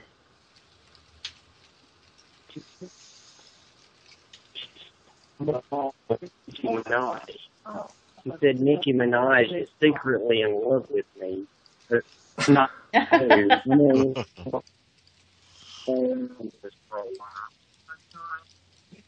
I'm sure they've all felt the hairs stand up on their arms and their head. That's a common reaction physically when you walk into the strange and unusual type stuff. Absolutely. That energy field will get everything moving. Mm-hmm.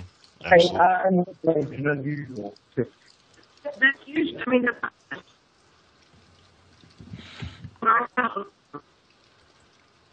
okay.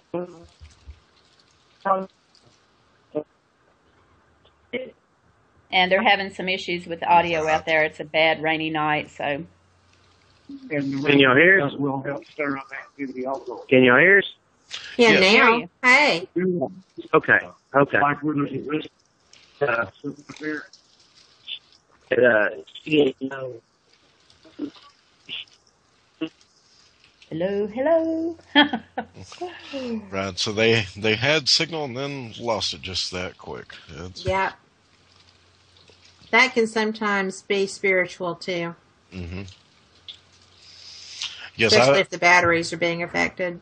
right. That's what I was just thinking. Is I wonder how the equipment's hold, how the batteries in the equipment. Yeah. I got a little busy. That's when the red light came up. y'all back? We're back. Hey there. Back. All right. Sorry. This is where they have to pump the sunshine in. They forgot about the cell phone service. There you go.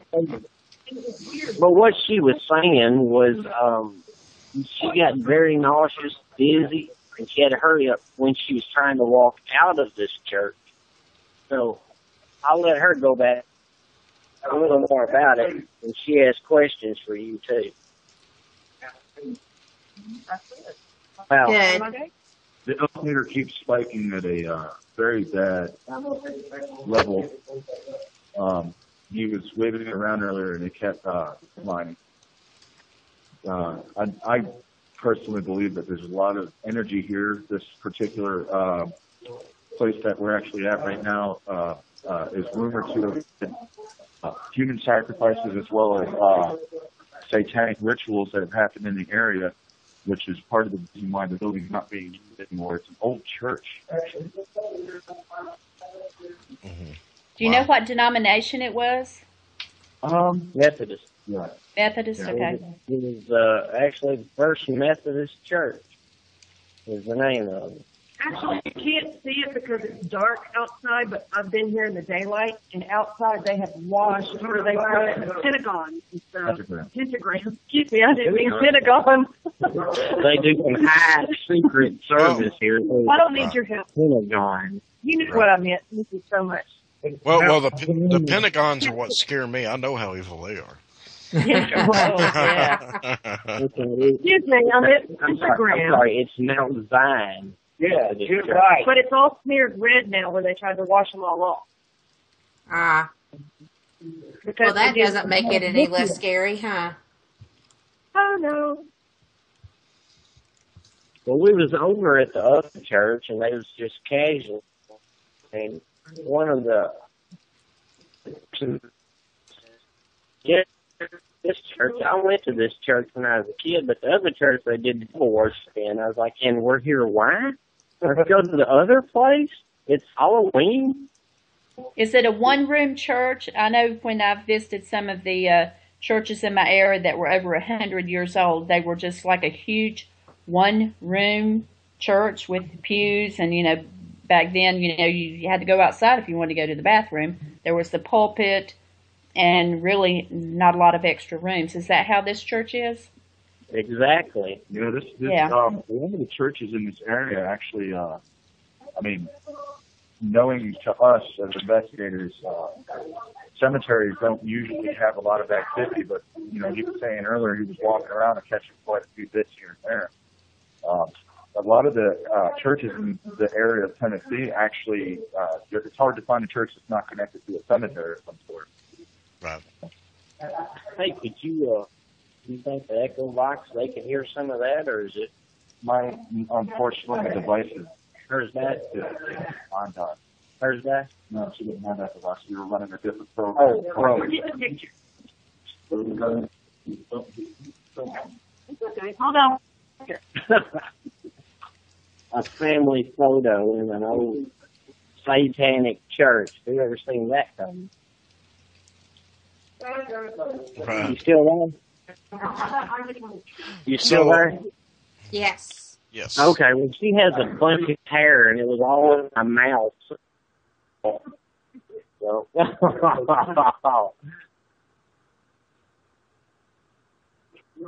okay, y'all just keep talking. Y'all keep talking. Don't get dead ass.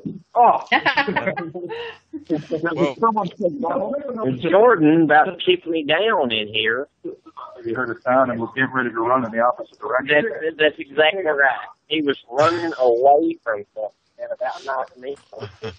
So, by braving the storm. So has Roger tried out the frequency experiment yet? Roger. No, because he's on the phone. What? Blame it on me. Oh. Well, the K2 is just solid red again now. He walked over here by us and it was green. Now it's up by the pulpit. It's just dead line red. And it will not flash, will not change. What I can tell you, we've run different softwares and such in particular buildings, and each one, even though we were far away from walking around near the cemetery area, and he was getting voices saying that they were scared for help. And I was getting similar responses in here running Echo Box and something called the Sono X10 Pro. So there's definitely a lot of energy in this particular structure. I don't really know what actually happened here, but there's a lot of lore that surrounds this building. Did you say that they were saying that they were afraid of hell?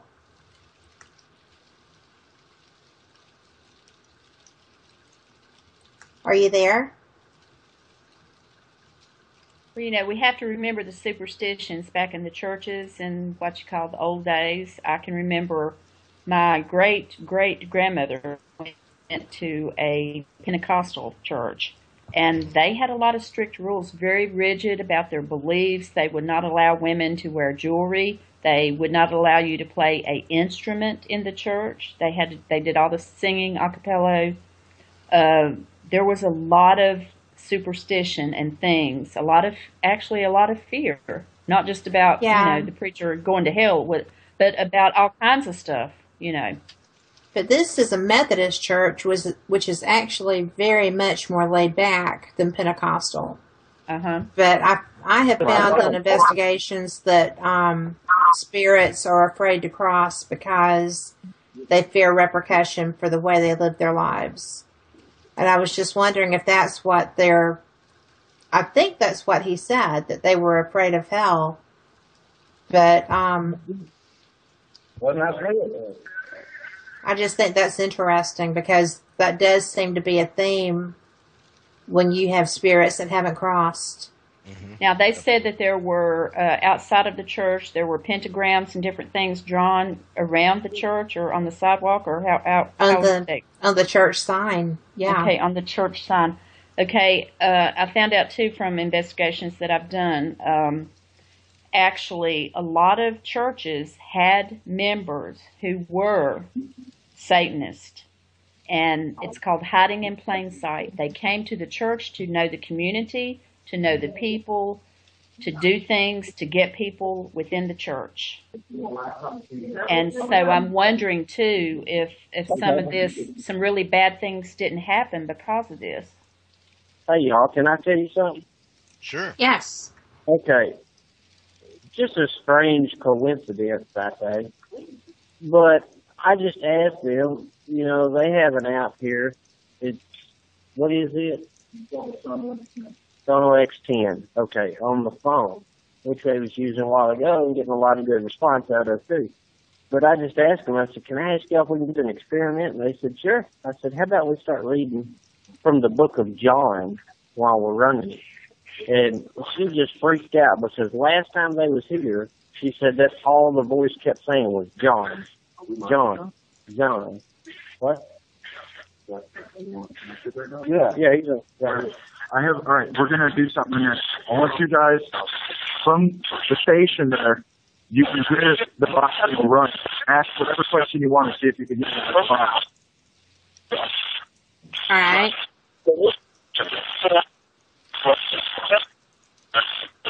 Can you say hi to the people at the radio station?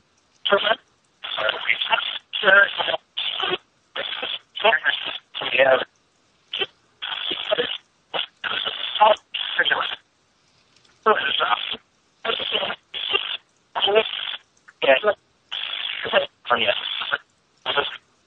Did I just say cat? Sounded like it. This application runs on much of sort of like a PSP7.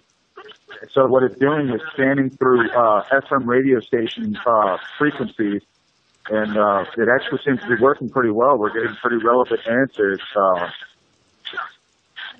Can you say hi to the people at the radio station?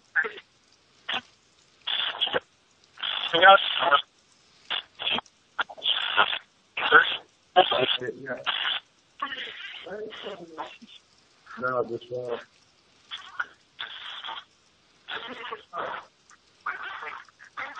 Someone sent you a message. Are you there? Yes. They're still there. Oh, sorry, he got a message, and they thought they lost the call again. We're in no man's land. Right. Yes, we are. Yeah, they can still now. Are y'all there? Yes. We're Can you here. hear us? Okay. What do I carry a small Bible with me? Yes. Why not? You always keep a Bible, a road map, and a 35 cents. You never know. Okay, because cell phones are doing so much good out here, ain't they?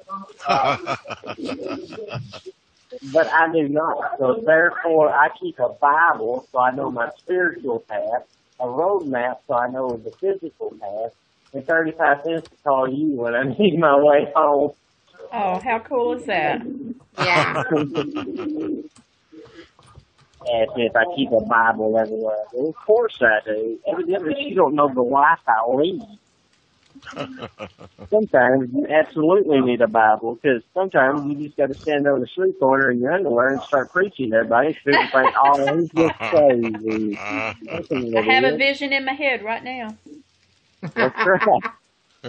That's a little scary. Yeah. Yeah. Tell me, do you think the spirits that are present that you're picking up in that church right now, do spirits know their own name? Yes. Yeah. I have an opinion on the spirit world that's a lot different than most people do. Okay? My opinion, and it's just a self-derived opinion, is that ghosts do not realize, or spirits do not realize that they're dead. They do not even know. That's your big epiphany? Yes, but listen. Now, they don't realize they're dead. They see us as ghosts.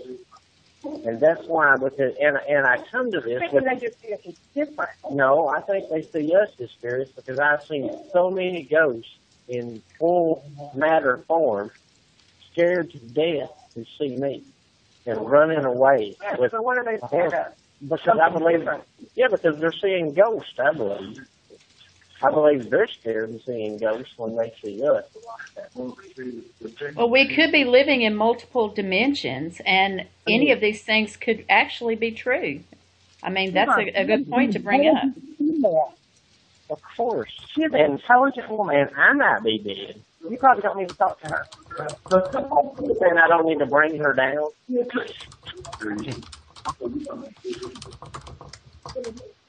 So that, it's definitely interesting, some of the accounts that you hear of ghosts and how far back the different accounts go in some cases. If you look at anyone who's ever studied Shakespeare, he mentioned ghosts quite a bit in his works. Well, I mean, if you really think about it, before Shakespeare, if you're a Christian and believe, the Bible mentions God in the three Trinities, the Father, the Son, and the Holy Spirit. And he came to his disciples in the spiritual form as a ghost. Right. Which is funny, actually, because I spoke to quite a few people, and doing this for so long, you run into skeptics, people that don't believe no matter what. And then the first question I ask them is, okay, you don't believe in spirits, you don't believe in ghosts, but do you believe in God? And then he told me, yeah, I believe in God. And I'm like, well, what did Moses describe as seeing in the burning bush? He said spirit in the burning bush. And, I don't know. I really don't know where some people's mind tends to go.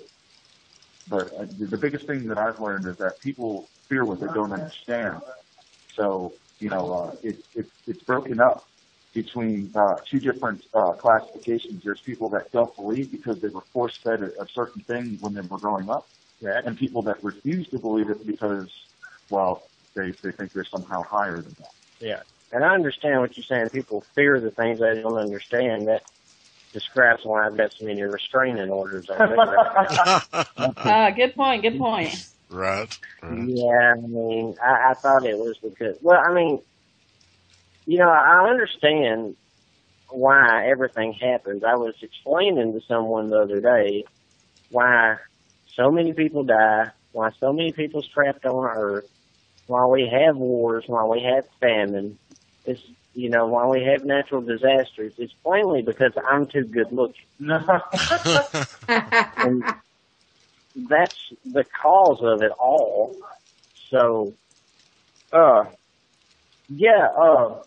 much time we got left on the show? An hour. Yeah, we still got another hour. Okay, well, we're going to let y'all get back to it, and we're going to go try to read this book of John, and hopefully Jordan don't burst into flames. That'd be a plus. If he does, get it on video. Yes. Absolutely, we're going to have it on video, because, it won't be the first time. I raised Jordan for most of his life, so it won't be the first time he's ever ended up in flames. Now you know what's wrong with him. There you are with Jordan, by the way. Yeah, Hey, he's Jordan. standing in my head, taking the harassment. What a fun team. All you guys are really so cool. You know, I started my group in 2004. How old is Jordan?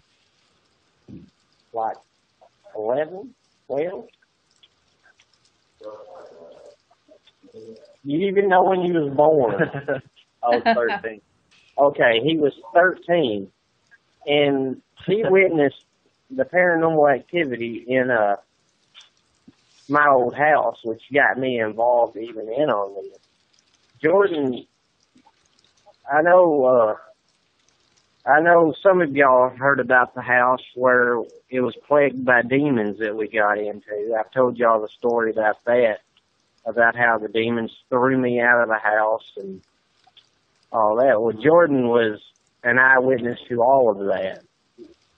Jordan, and a victim himself to being attacked by demons and spirits. And one of the craziest things we ever did, don't knock the phone out of the window. Because I know how you are. You got to be careful. He's a bit clumsy. Sorry, we argue a lot. Anyway, he's witnessed so many amazing things doing this, and, you know, the amount of time that he's been doing it. You know, we sat on Indian mounds and watched trees move when there was no wind. We heard voices from another language at Indian mounds that we couldn't describe. And I believe I told you the story one time about how we on the Indian mound and we was running an EVP station. About the time the trees started shaking and we started hearing voices of another language all around us. And I looked up and said, "Oh my God, are y'all hearing this? Y'all? Hey y'all hearing this? Hey." And about time I got to see my wife's beautiful behind and Jordan's ugly behind as they was running to the car and leaving me there alone. You know, sitting there in my underwear on top of an Indian mound with Indian ghosts coming out of the woodwork after me, and they ran away and left me. And I was like, "I thank y'all, appreciate it." It's a good thing she had a nice butt, or she'd been divorced that moment. I thought it was really cool. I mean, all right, I'm going to give this over to Roger, and I'm going to go up here and try to do this, and he can chit-chat with you for a minute. I'm going to try to get Gabe over here and try to run a session using the good word of God on the pulpit up there. And we'll let y'all know how that turns out. Oh, okay, sounds awesome. Yeah, we can't wait. Hey, we should have told them to sing an old hymn, because a lot of the entities are sensitive to songs and stuff that used to be sung a whole lot. Oh, yeah. You know, music definitely has an impact on paranormal activity. Well, we should see if Roger can sing. Over here, and I'm picking up these weird voices on my phone, so when I play it back, I'm probably going to have some EVPs. Yeah.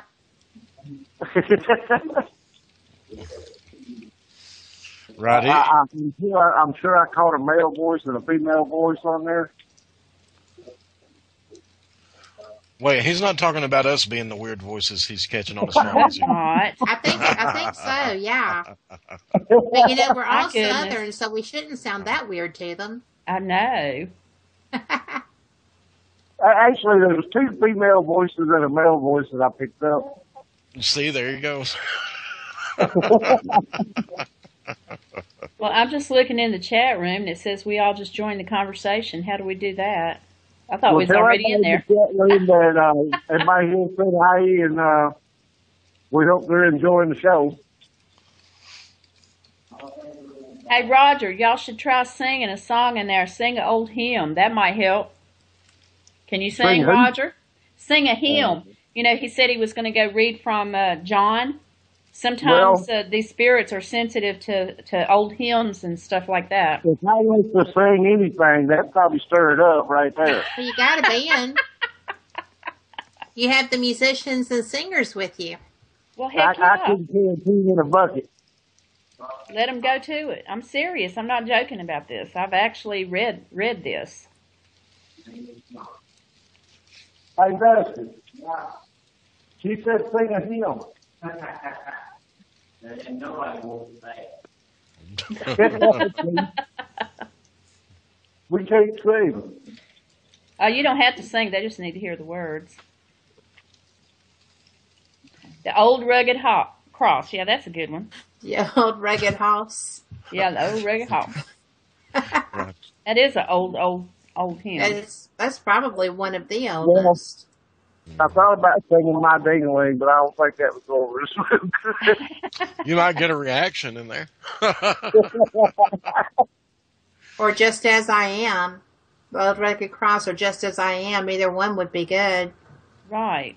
And I think what it is sometimes if the spirits identify with the song, you see more of who they are.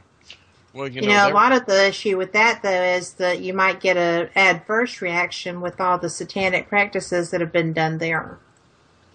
And I think that may be why the woman was upset, was that, she may have been conjured back, or she may have been damaged by the practices that were taking place there. Yeah, I believe that's what it is, Kat. I believe that she thought she would feel safe in there, that she could go to that place and be safe, and she didn't realize that there were other entities or evil going along, and she's very upset because she thought it would be a safe place for her to be. Yeah. Well, she could be upset because they brought evil into this place. Yes. Yeah. Well, it's funny that you're talking about the music and singing, things like that, because that's something I've always had an interest in.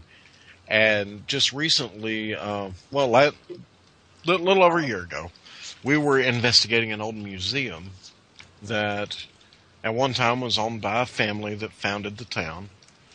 And as we're in there, this family, it's a huge home. They had this big music room. And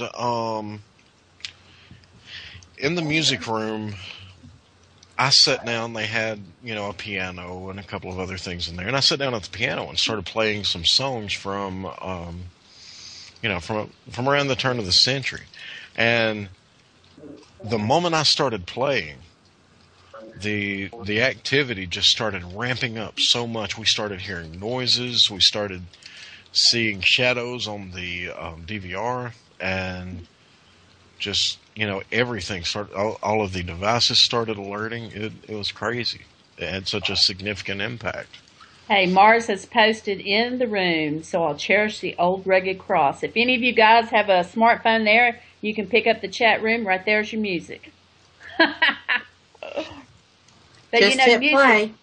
Yeah, music does. It's at a higher vibrational thing besides our voice. It's different, and I think that it probably really does have an effect. That's a good point, Frank. I hadn't thought of it that way, but I believe you could be onto something there. Well, actually, that phenomena is what. Hey, Dusty's reading from the Bible over there on the pulpit, on the stand there.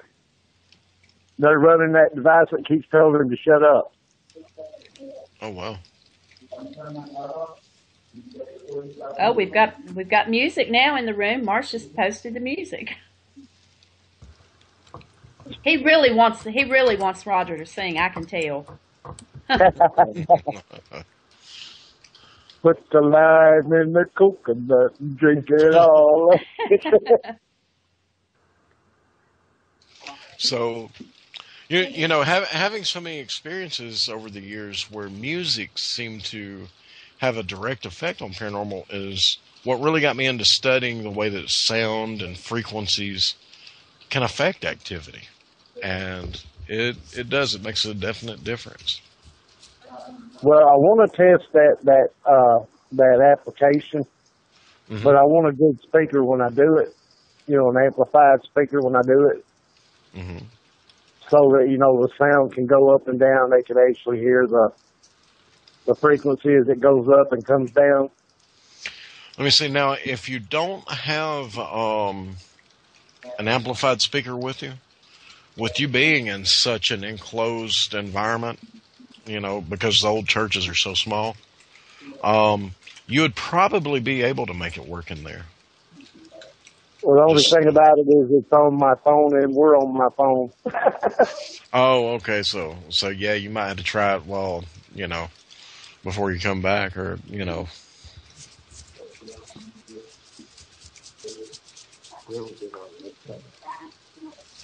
Oh, you guys, if y'all would, in the chat room or whatever, throw our website link up. It's www.halfpastdead.weebly.com. Absolutely. Thank you.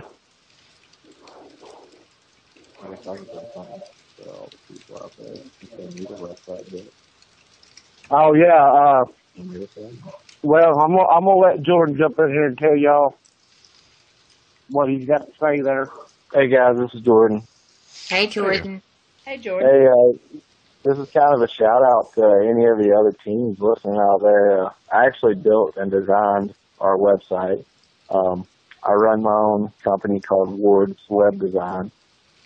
And if any of the other teams need websites out there, just feel free to get in touch with me. You can just put Ward's Web Design on there. They can look it up on Facebook. I have a page on there. It's got my number and all my contact info.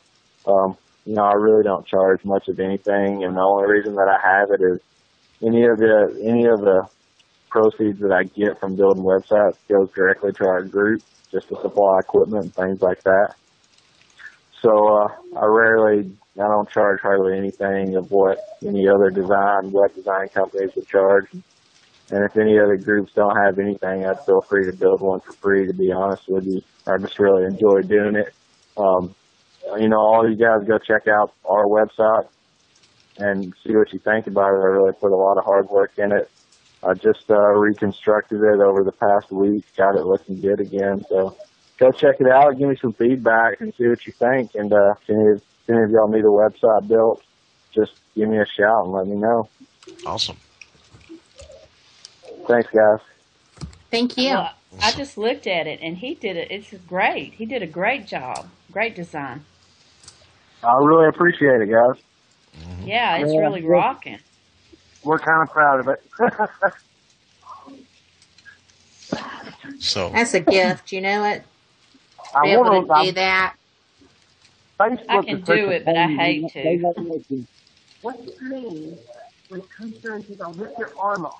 What does it mean? What? When it says I'll rip your arm off. Did you guys hear that? I quit holding what I hold. Something come through and said I'll rip your arm off. Oh, wow.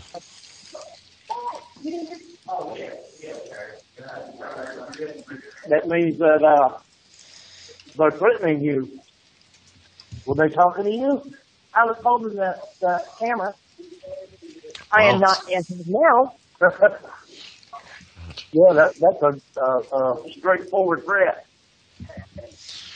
Wow. I mean, we handle threats from Memphis, but, I don't think it's going to work like that here.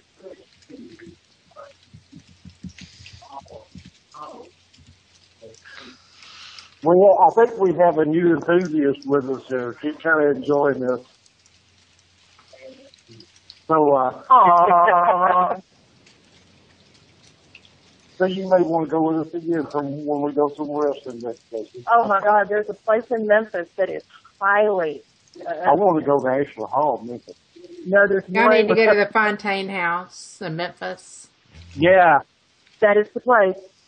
And I do have some people that I think can get us in. Oh, really? I do. I have one of my friends is on their board, and they do investigations as well as paranormal classes there. Oh, wow. Yeah. I love that. I'm originally from a small town in Mississippi where they used to have the Civil War battles. Yeah. And there is a house down the street from my parents that they say every night at 3:33 in the morning, you can hear a gunshot and the soldier falling down the stairs. Oh, wow. Now, I don't know how true that is. They won't let us. Since then, the house has been bought and remodeled. I had an opportunity to buy the house, and stupid me did not. But they also say the columns on the front of the home are hollow, and they have little doors where they used to hide, the slaves used to hide. It's a very neat hole. I would love to get in there. Oh, yeah. That would be interesting. And I have no qualms about going up and knocking on somebody's door and saying, look, this is what I'm here for, so hey, could you move on? I told Dusty when we was on our way up here, I said, you know, if we see a real creepy looking house while we're on the way up there, we'll just stop, knock on their door and tell them, y'all didn't know this, but your house is haunted and we're here to help you. Oh, wow. Okay, I've gotten to know some of the people around here. I'm not going to be a party of that because they like to shoot and then ask questions. There you go. That sounds like Got to be trouble. careful where you go. Yeah, but when you have an attitude like me and Dusty have, though, stuff like that don't bother you. You Mars heard has brought that up. expression, shoot first and ask questions later. Well, we're the ones that ask questions first and get shot later. Yeah, you have to be careful, that's for sure. But Mars just brought up something in the chat room that's really, I'm thinking about it, and with what Frank said. He's talking about how that everybody and everything has a frequency, that we're all energy living in a field of energy, and we're all connected at the lowest level. Mm-hmm. And I know one time I was in a home and I experienced, have you ever been in a room and you feel like somebody just walked past you but you didn't see them, but somebody just went past you? Yeah. All right, and you sort of turn to the side, or you thought that you sensed movement, and you look and there's nobody there. Well, I went into this place and I felt that so many times, and it was almost like, I was the ghost and I was eavesdropping. I could sense that somebody was having conversations, there was movement, there was something else going around where I was. And Right. I spoke with another investigator, and she shared with me it was probably what's called a bleed through. And a bleed through is when somebody is a sensitive, or they just can tell these things, is that other dimensions or vibrational fields that are going on around you are bleeding through into where you are at. And I'll give you a good example. They say orbs are like that they are in another frequency, different than what you're actually in when you take photographs of them. Well, we all know my philosophy on orbs. And how is that? When one floats up to me and says, hey, Raj, I'm an orb entity, I'll count it as evidence. Okay, did you say Well, I what actually interviewed a scientist from Germany that had a PhD that came to the conclusion after studying orbs for 2 years that they Dusty were got kicked off the stage over there. It wasn't really kicked off. interdimensional beings. I read one chapter out of I John. think that there are some that are. It's really rare. Hey, can y'all hear me? Yes. Mm-hmm. Hey, we got somebody. You got what?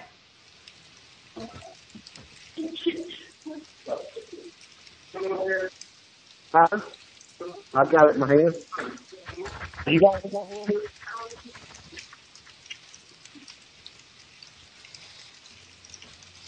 You see, I think we're about to lose them again, it sounds like. You know, in the chat room, they were talking about how everything has its own frequency and vibrates from all the way down to the atomic level. You know, if you think about it, you know, the particles in an atom are not at rest; they're at constant motion. So, you know, all the way down from all the way from the atomic level up, we're constantly at vibration, even if we appear at rest. And, you know, Tesla said that if you ever want to understand the universe, to think in terms of energy, frequency, and vibration. And, you know, Einstein's theories were very similar. And there's been so many great great things that have came from that. I just wanted to share one account, and this is something that I shared in my Paranormal 101 class here just this week, about vibration and sound frequencies and how it can affect us.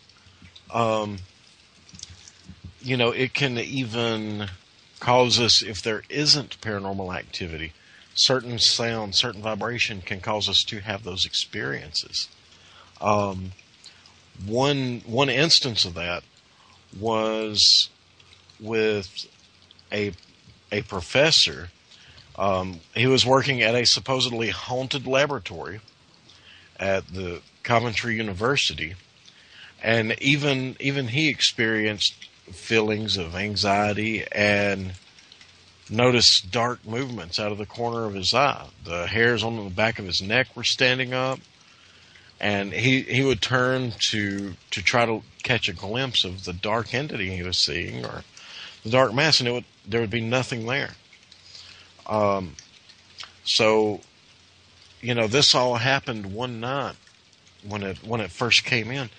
The next day, he comes back to the lab. He sees the dark figure again. But what he noticed was he was working with some very thin foil that was clamped to a vise for fencing, and he noticed this foil was vibrating for no apparent reason. So when he checked it out, he found out that there was a fan going in the laboratory, and the fan was giving off low-frequency sound waves that they're coming through at right around 19 hertz, which is human hearing. The typical range is from 20 hertz up to 20,000 hertz. So it's just right there at the bottom of the threshold of human hearing. So nobody really noticed, but this fan is vibrating, and the vibrations are coming across at that frequency. Well, the strange thing about it is the way this fan was, it was operating around the same frequency of the human eye. And it had created this standing wave in one corner of the room. And it was so strong it was causing the foil to vibrate. So you can imagine what it was doing to him if it was at the same frequency as the eyes work. So he decided he turned the fan off. And as soon as he turned it off, he said it felt like a huge weight was lifted off of him. The strange vibrations, the apparitions, the depressed feelings, and all of this automatically stopped. And what had happened was the infrasound frequency was affecting him and causing that. Wow. So that's it. If you're ever out investigating and people are having same things, you should always take an audiometer with you and check for sound levels and what frequency they're coming through at. And I might mention that a lot of people who experience extraterrestrial activity, or they have been abducted, one of the most common things they report is nausea. They're dizzy, and it's I've read many of the papers, and they're saying that it's that this, wherever they're taken, is at a higher dimensional place than where they're at, in this plane that we're on now. Mm-hmm. And nausea, that's the number one complaint to people. Well, did you know that infrasound and sounds all throughout the sound spectrum have been researched as to be used as weapons that employ sound waves? Wow. They have not only been researched, there are some weapons that have been made to use in crowd control. And that is true, and they're actually they're sound waves. Right. that are being used, as well as not just sound, but their vibrational frequencies. And that kind of play in together. They're almost the same thing, but they're just not quite. And I've actually read an article, and it's been a while, so this is not something new, that it has the effect of a hose being turned on someone, and it will stop them in their tracks. Yes. So it's amazing what the human body is susceptible to, and at the same time, it's not amazing because everything is energy, and everyone has a vibration. And I've talked to people that think that the higher the vibration, the purer, and I've talked to people who think that the lower the vibration, the more pure. So different people have different theories about it, but there's not very often a doubt about vibration being a real thing. Mm-hmm. Then, one thing about it is there's a certain point, when you think in terms of energy and frequency, that electricity, magnetism, light, and sound energy all converge. Mm-hmm. And that is at the lower ends of the spectrum, they all converge, and it's from that one point that they expand out, and as they get higher in frequency is where they start to converge or start to spread out more in their own individual characteristics. Mm-hmm. But you have, in sound, you have infrasound and ultrasound. You have in light, or you have infrared below the spectrum of typical human vision, and then you have ultraviolet that is above the typical spectrum of human perception. And then, of course, you have the same effects going. But, even with light rays, you have the infrared, which is more benign, but as light moves into the higher end of the spectrum, on into the ultraviolet, you get into another convergence where it acts like your electromagnetic fields, and you get into microwaves and X-rays and gamma radiation. Yes. It's like that. This air is not just empty space around us, is it, Frank? It's full of all kinds of things that we can't see, but that exist. Right. Totally.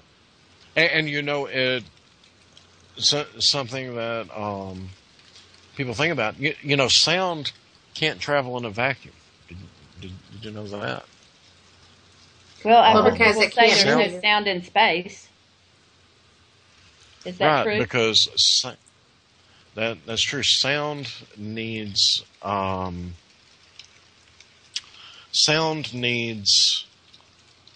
vibrations. It travels in waves, and it vibrates the molecules as it travels, which, of course, is picked up by our ears as they are vibrated by the sound, and information is fed to our brain.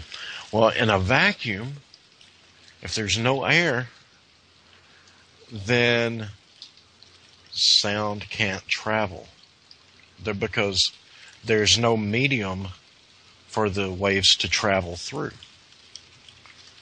But light, people, for a long time throughout the ages, as soon as they figured out that sound wouldn't travel through a vacuum, they thought, well, naturally, light waves must not travel through a vacuum, which, of course, proved to be absolutely wrong.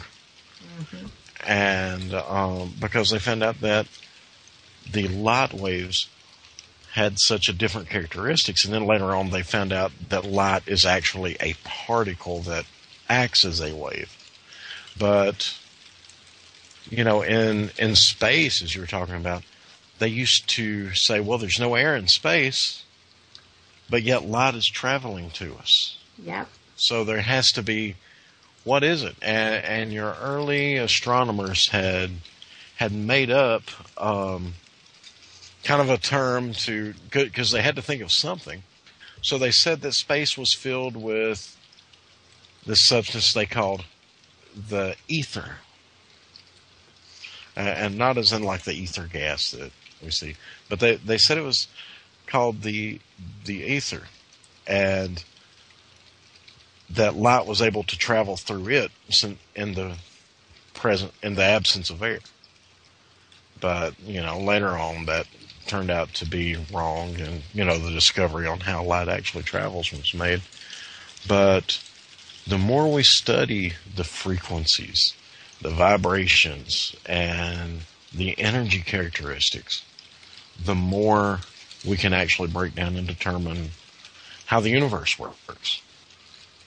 How it affects people, how a sound wave at a low frequency can cause someone to be afraid, depressed, have hallucinations, or how at an extremely high sound frequency it can be used to literally disable someone the second they hear it, and even disrupt brain activity. I've heard that the military has instruments they can use that uses sound to incapacitate their targets. And that's not new. Yeah, that's been around for a while. Right, and I, no, we're doing a Halloween show, so I didn't mean to go into my Bill Nye moment there. That's cool. That's cool. We're all that is a Halloween-y kind of thing because, it's pretty alarming that that happens and that is being developed. I mean, do you not think that were there to be a scenario that they need to control a mass of people, that won't be exactly what gets drawn out? Right, exactly. Well, and my thing is, if we can study natural energy to make weapons, why can't we do more studies to bring it into mainstream to make a fuel out of it? Because that doesn't fit an agenda. Well, I think they already have, Frank. I think we just don't know about it. Right.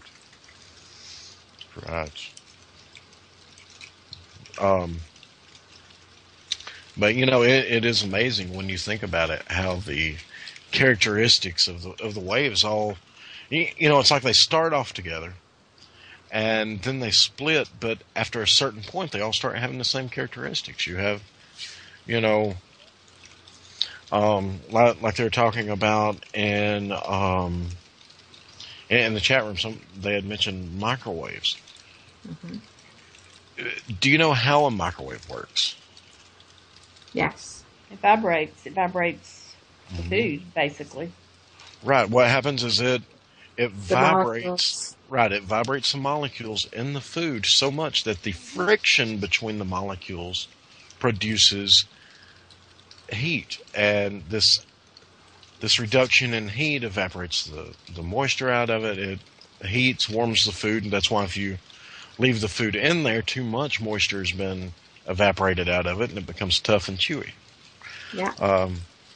But that's using electromagnetic energy, but at the same time, light energy can do the same thing, and so can sound energy. Because when you get above a certain threshold, their characteristics start to reconverge. It's something scary to think about. Well, sound is an amazing thing. I saw an experiment one time when they were trying to figure out what caused crop circles. Because usually most people didn't see anything over the fields. They, for the most part, they didn't see humans. They didn't see crafts or anything. And then they did an experiment with sound. And they had a large, round, it looked like a round plate with sides on it that was see-through. And they took a handful of salt and they put it down in the center of that plate with the sides on it. And then they played sound, okay? All of a sudden, these vibrations from the sound started correlating the sand, and they made all these beautiful patterns that were incredible without even touching. It was just all by sound. And then I knew if they could use sound waves to change, to actually move an object, that was just the tip of the iceberg as to what sound can do. Well, let me ask you this. Are either of you familiar with the glass harmonica? Yes. Slightly. The glass harmonica was, of course, Ben Franklin invented it, and Ben Franklin might have had a couple of other inventions going that involved sound, right? Here or there. All right. He invented the glass harmonica, which was it was a long cylinder or not a cylinder, but a long rod that had glass disc attached to it. And each one of these discs were sized to be tuned to a different note or a different key, and let out very, very similar to like a xylophone or a piano type layout, and progressively from lower pitch to higher pitch. And the person playing the instrument had a foot pedal that they worked that would make it spin. And as this rod is spinning that has all of the glass disc on it, they would dip their fingers in water and they would play the keys very similar to a piano as it spins. Same effect you get when you rub your finger across the rim of a crystal glass.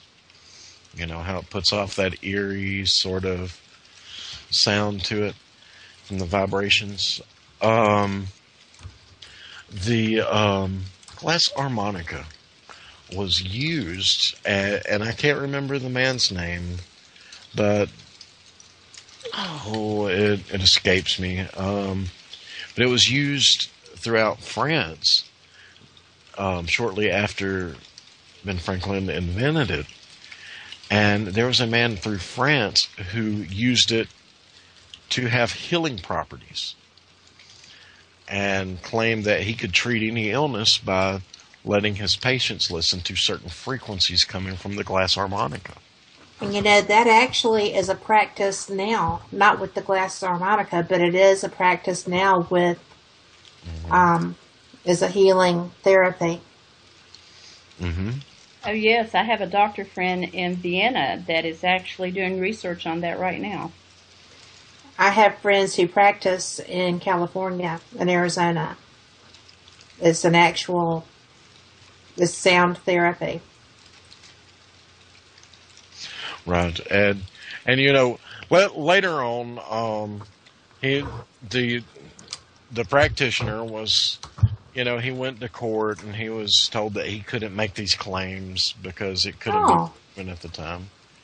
But, and of all people, even Ben Franklin himself said that he couldn't back up claims that it had healing properties because it couldn't be proven. Which was kind of sad that Ben Franklin had to come into court to testify against his own invention being used by someone else. That's an unusual turn of events, though. Yes, it is. I'm going to just say, Deborah, I didn't mean to sound like I was disregarding what you had said about the experimentation going on with that. It's really a new... With which? The orbs or with something else? With the sound therapy? Oh, yeah. This is just research that I read online. But it's actually kind of a new age thing out there. And that's why, that's how they're treating it, as opposed to being something coming through Franklin. Right. Well, the doctor that I interviewed, I guess it was about 3 years ago, what was interesting was, he was a doctor, but that he was using this, he also did holistic healing and stuff, besides being a doctor. And he said he was allowed to use it in his private practice, but not at the hospital. That they would not recognize it, even though he said he had done research on it and that there had been papers written on it, a long time ago, but that a lot of modern day medicine doesn't really like a lot of the holistic stuff. Mm-hmm. Well, that's true. You should try to find someone to treat a thyroid disorder naturally. You can't do it. They try to block that. Oh, and for the record, the man who was using the glass harmonica for healing practices, his name was Franz Mesmer. As a mesmerize. That's where the word the word comes from. It's because people who heard it were talked about feeling enchanted or almost hypnotic in a hypnotic state. So they later on attributed that word to being mesmerized. So, one of my favorite words. One of my favorite things. What mesmerizes you, Deborah? It's music. It's music. My daughter is a singer. We actually used to have a group, years ago. We don't do that much anymore. She has MS, and it's hard for her to get around. But we used to write music, and we found out that we couldn't sing a lot of the notes that was in, the stuff that we tried to learn. So we created our own music and our own keys, all of that. And one evening, I told my daughter, I said, I wrote these lyrics, and I said, could you just try to throw some music to it? I said, and make it in a key that we could sing. Right. And I walked out of the room, and within 3 minutes, she hollered and said, Mom, come back in here. And she said her fingers found the words on the keys. She completely composed the whole music to that poem. And I heard her sing it, and it was the passion that she put in it. I mean, it made my legs shake. And when you hear good music, when you hear beautiful words, it just evokes emotions in you that takes you back in time. If it's a very favorite song, you go, wow, I remember what I was doing when I heard that. Yeah. So I think music transforms you. It mesmerizes you. It helps you to rise above when you feel like crap. Well, that's absolutely true. And for the record, I found out that the only key that I can sing in is the key of wrong. Darn, we should have asked you to sing instead of Roger. There you go. Frank, what mesmerizes you? I don't know. There are several things, but music has always been a big one for me. Of course, I play. You're a musician. Right. And, I've been in it, always, it's always had a major impact on me because I've been playing since I was, around 6 years old and, play guitar and bass and piano and a few other instruments that I toy around with. And even done the whole band thing off and on since I was a teenager. But yes, that definitely it would be music. And something that you'll probably find interesting is several years ago they conducted a study that said babies and small children who are exposed to the work of Mozart tend to have better mathematical skills and deductive skills later in life. Wow. That they can actually see a developmental difference. And one of the theories is that Mozart he was a mathematical genius. Yes. And it reflects a lot in Mozart's work. His work can actually, if you look at his music, can actually be interpreted mathematically into scales and formulas. And he even though he didn't do it intentionally, he had that mathematically influenced composition to all of his songs. And they say that children who are exposed to that tend to pick up. It's like the mathematical patterns in his music stimulate the brain, or that part of the brain that handles mathematical problem solving, computation skills, things like that. Pretty cool. So, the stuff I read. There's not much left that you don't. What'd you say, Deborah? I said that's cool. I mean, we I know when I'm researching and stuff, sometimes, it's like running rabbits. You see something else that's interesting, and you never know when it might come in handy, so you go over and check it out. Yeah, I'm a terrible link chaser. No, I feel sometimes I think, now what was I on here looking for? I know, right? Clickaholic. And I just remembered that I'd never told everyone about the story that. Oh, no, you got to. And of course, it is Halloween, so you need something good and creepy and gruesome, right? So, we were talking about the hot dogs earlier. Yeah. And the human DNA being found in the hot dogs. Well, what about this? In 2012, a worker at Bumblebee Tuna named Jose Molina was doing his regular duties, and he was cleaning out one of the vats that are used to cook the tuna. Well, one of his co-workers thought he was in the bathroom and didn't realize that he was working on the line. So she started the machine. And he actually got cooked alive in with about 12,000 pounds of tuna. That is so, oh my God. Mm-hmm. So, who found out? That, well, they, he, of course, after that happened, he went missing.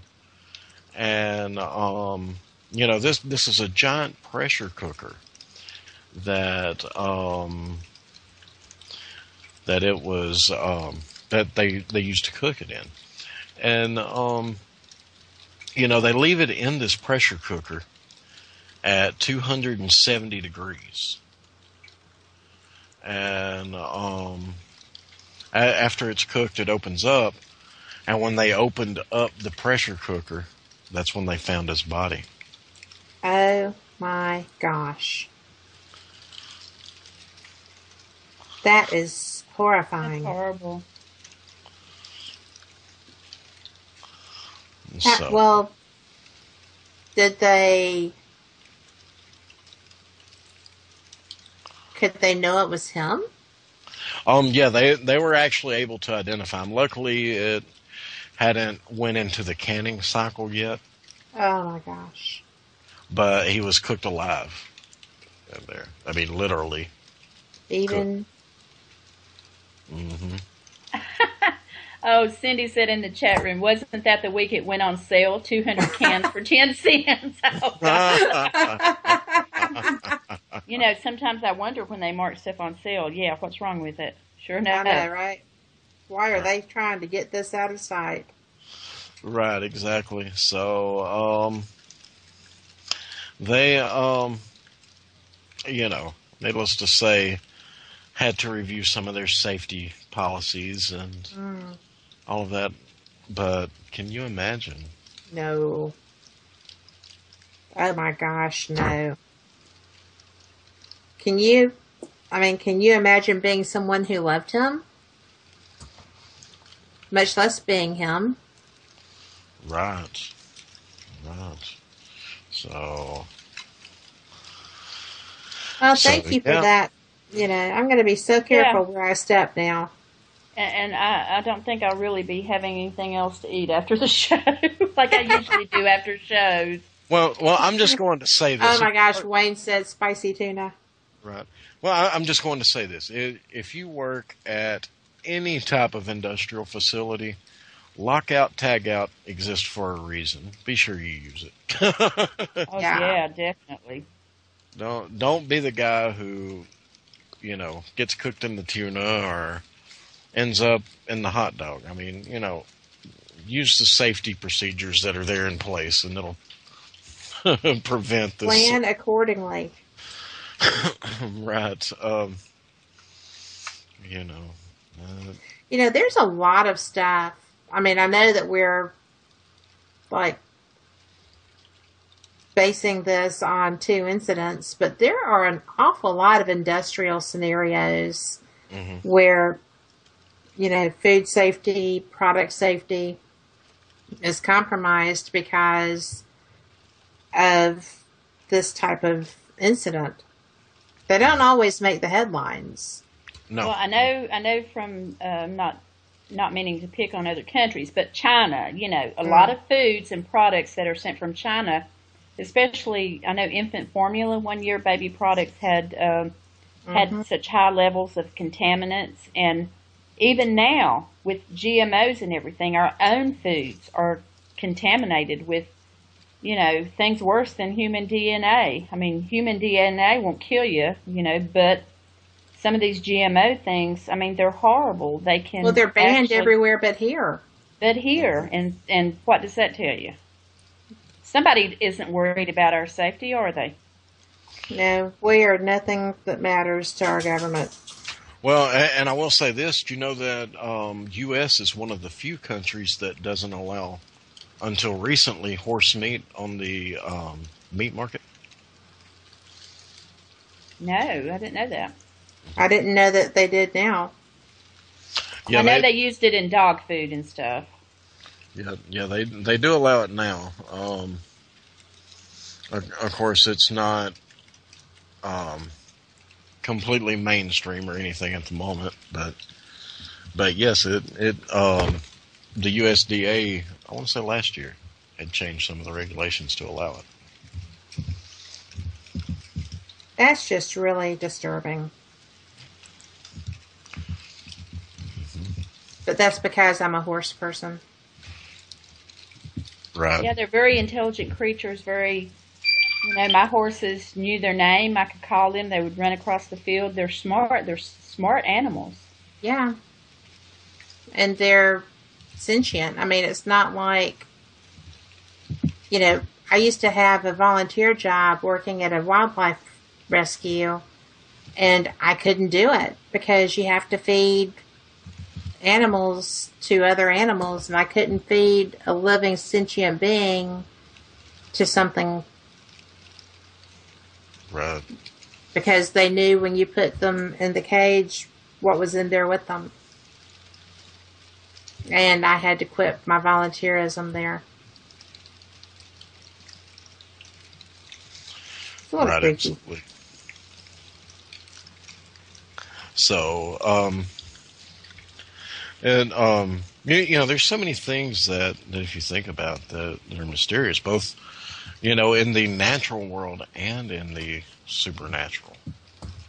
I mean, look at some of the things that we've read about. I know it's Halloween and, thinking about all kinds of creepy stuff and, inadvertently eating, human DNA, things like that. But what about the people like Jeffrey Dahmer? Oh, yeah. Or you remember, I can't think of their name for anything, the couple who, during Hurricane Katrina, the man and his girlfriend, during Katrina, he ended up going crazy and dismembering his girlfriend, cooking part of her, and when the police came in, they found her head and some other body parts in the refrigerator. I didn't know about that. Mm-hmm. Okay. Got Roger. Y'all still on? Y'all still going? Hey, Yes, sir. Roger, what's going on? We're wrapping it up. Well, what kind of results have you had? I'll let Dusty talk to you. I'm running out of air. Basically, we was reading throughout the Bible, and it kept telling us to stop, to quit, everything else. Well, I read, it said it was going to rip my arm off. Wow. And I told it, y'all still on there? Yes, we are. Yeah, okay. Well, I told Jordan my lungs felt like they were filling up tightly with air, so I told Jordan he was going to have to read the next chapter. And when I stood up, I fell straight over. And, of course, everyone laughed at me. Thought it was funny. But the important part was your pants on. Was your pants on? Well, absolutely not. Well, then this dear lady that thought it was so funny got scratched up. Oh, dear. Somehow mysteriously across her back. Wow. Oh, my. And that's when Jordan and I was out here in the cemetery looking for whoever drove up out here. And that's when she got all scratched up. But all in all, it's been a pretty eventful night around here. It's been fun. And hopefully we got some evidence, not to mention that Roger all of a sudden just ran out of air and he ain't felt well ever since. He can't hardly breathe out here. You know, but I don't know if that has anything to do with anything here or whether he's just old. I don't know which. He says goes paranormal. I say it's because he's ancient. I don't know which. But Dusty, I think he's younger than me. You should be so careful. oh, I'm so sorry then. But yeah, I don't know because he's been doing real well all night till basically just a few minutes after I fell out, he got to where he couldn't breathe anymore. Wow. So it was affecting all of you, really. It could be. I mean, we're all leaning towards maybe it being something to do with the spirits that are here. Mm-hmm. You know, hopefully we captured a bunch of evidence and got a bunch of recordings because the Echo Box was wide open, and it's a real interesting place here. I mean, it really is. It's really cool. I mean, Well, I so can't maybe wait. I do hope to see pictures. Wow, this is really cool tonight. Yeah. If not pictures, then definitely audio because I was recording it on my phone when it said it was going to rip my arm off and everything. So hopefully the recording we can hear it good enough that, you know, it was recording when I fell over and the light came on. The light came on before I fell over, and then when I fell over, the light shut off. So hopefully we can see all that on camera. And I hope y'all had a good show tonight and had fun. I know we did. Well, y'all were awful good sports. Y'all did a great job. It was the first time I'd ever experienced, you know, a live event like this. So it's really cool. Well, see, here's what we have in the works, and hopefully we can get it to play out. We're going to do a lot more live shows. And in conjunction with our website, we will have it set up to where we can do live video and audio, and hopefully run it all in conjunction with CJ Mars show, too, because that would be awesome. That would.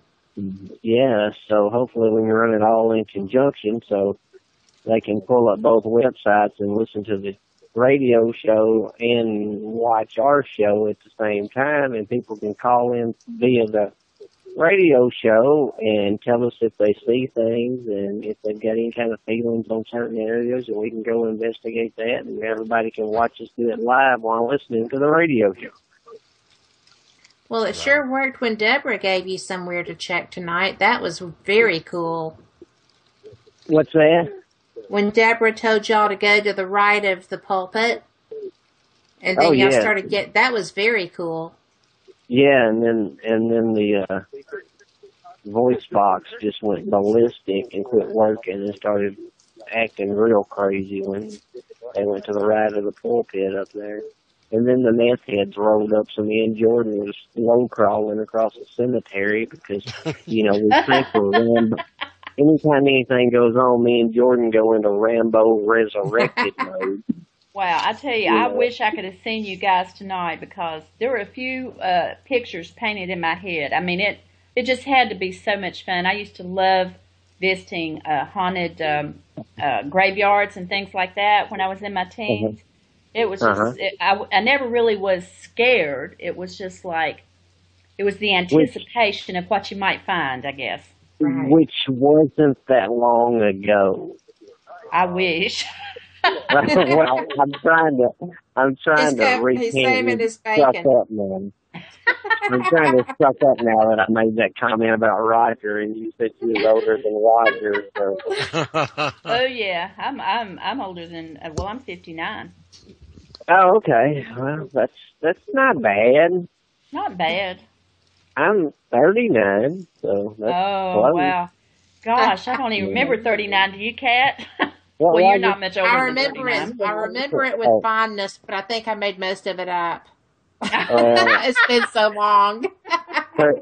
38 and 39 kind of run together for me. It's been way too much fun. But Roger's trying to say he's 29, and oh, and holding, right? 29 and holding. We all know better than that. Well, just chalk it up to hallucinations induced by the lack of oxygen and his shoes might be 29. It's kind of the way I'm leaving. Too fantastic. Well, you got to do what you love, and if this is something that you love to do, then be the best that you can be at it, and have fun. Life is just too serious to just work and go home and eat and sleep. If you like doing investigations, I mean, my hat's off to all these guys. I mean, they're out on a rainy, cold night, and they could be home like us, relaxing and drinking hot chocolate, but they're out there freezing to death. Drinking what? Hot chocolate. You kind of stutter there, drinking hot chocolate. Oh, I'm drinking hot chocolate, but I don't know what Frank's drinking. Trust me, that's what got us fired the first time, was me drinking hot chocolate. My meds and antifreeze, though. Right. My meds and hot chocolate got us kicked off there the first time, so be careful. No, it was the duty belt. It was not the duty belt.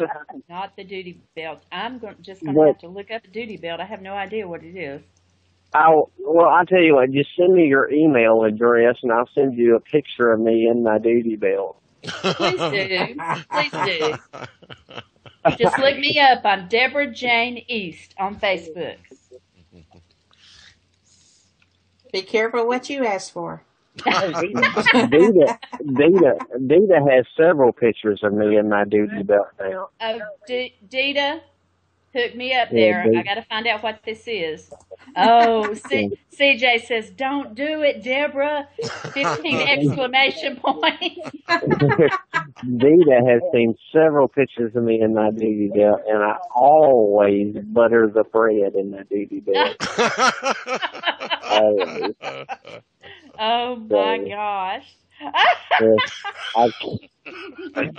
All right, now I'm in trouble, I guess. By the way y'all both cackled, I'm sure CJ had something to say about that. Oh, yeah, she's got your number. That's all I can say. And Dita, and yeah, they all got your number. I'd say. That's good. That's the way I like it. Y'all about to close the show out? We are, but we're glad you called in so that we could hear about this before we go. Yeah, and we will be updating everybody. Hopefully by now, everybody knows they can go to Half Past Dead Paranormal Investigations on Facebook and halfpastdead@weebly.com. Oh, I'm sorry, halfpastdead.weebly.com. And make sure you check out the band Caging Elliot. You can find us on Facebook, Caging Elliot. Caging Elliot, ELLIOTT. IOTT. Yes, check them out. Facebook, Caging, CAGINGELLIOTT. They're awesome, and y'all will love them. Hire them for your next bar mitzvah, school function, petting zoo. We don't care. Just hire them for anything. I mean, they're awesome. And don't forget, Half Past Dead. Y'all can look them up, and hopefully in a day or so we'll have evidence posted up there. Y'all can find us at .weebly.com, Jordan, or Facebook and all that stuff. And God, just keep everybody pushing over to CJ Mars, because no matter how much CJ hates me, I still love CJ, no matter how much she hates my duty belt. How could you not, man? I know, right? I mean, yeah, with the butter bread and all that. Yes. She loves the way I butter my bread. You do have a way with words. Because I always butter my bread on both sides. Don't ever forget that, CJ. Oh, Lord. All right, y'all, we're going to get out of here and try to get dry and in warm clothes and get Roger, hopefully, to where he can breathe again. Proud to have Tom out here with us tonight. Proud to have everybody listening. And I'm sorry y'all had to put up with Jordan, but that's just the way it goes sometimes, y'all. I mean, we had a good crew out here tonight, and hopefully we got a lot of great evidence to share with the world. So I hope everybody looks us up, Facebook, the World Wide Web, at halfpastdead.weebly.com. You guys get dry and be safe getting back in. All right, we appreciate everything y'all did for us. What did you say? Nobody knows what Roger just said. Oh, Lord. All of a sudden he gets enough air. Oh, he gets enough air dollar, something about the governor. Next thing yeah, I like that. All right, y'all appreciate everything y'all did for us tonight. And I'll be looking forward to hearing the show and hearing about Oscar Mayer's wiener and everything. Right. Well, Dita said good night, Dusty. All right, y'all be careful and have a good night. Have a great one. Bye. Bye-bye. Bye. Okay, so... What a great gang. They are. Yep. Who says you have to be drunk to have fun? Just tune in and listen to our show. If we don't give you a giggle, nothing else will. That's the truth. Well, if you listen long enough, you'll swear you was drunk anyway, so. They were just working hard. Right. And I've just been informed that I am allowed to talk about my new side career on there. Oh, my goodness. Oh, my goodness. Is this the mediumship thing or the pole? This involves the pole. Oh, dear. Lord. Well, I prefer to call it the entertainment industry, and some things are more entertaining than others. We were joking around about me having a stripper pole near the computer, so I could work out during the shows. Right, so I could practice. That's why my headset comes unplugged sometimes. It's as I'm going around. Oh, gosh. Sometimes I'm going. It's like, well, tonight on the show, we can tell you about who our next guest is going to be. And, sometimes you just get your arm gets in the way or something like that. It yanks the cord right out. You're circling around, yeah. Right. That's why I had to go wireless, actually. But yeah, been looking at the entertainment industry, and it is Halloween, so we'll talk about scary things. I had looked at Chippendales, and Chippendales doesn't really appreciate men that are, have more of a full figure, that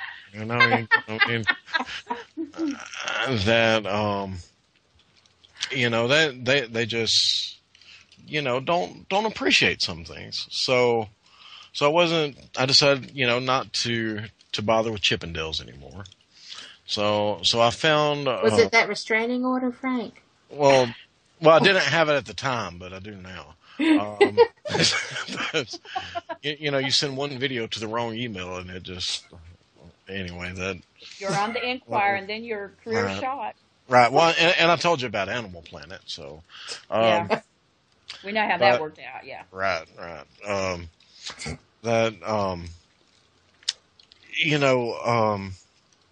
I ended up finding a company that is more appreciative of guys with a fuller figure, and I think I may go with them. They call themselves Chunkendales,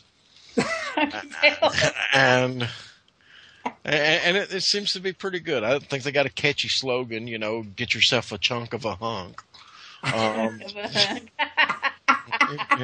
It looks promising. I'm working on my routine, and hey, chunk of hunk of burning love. I can go with that. Yeah, there you go. Right. So I'll keep everyone updated, on the show about it.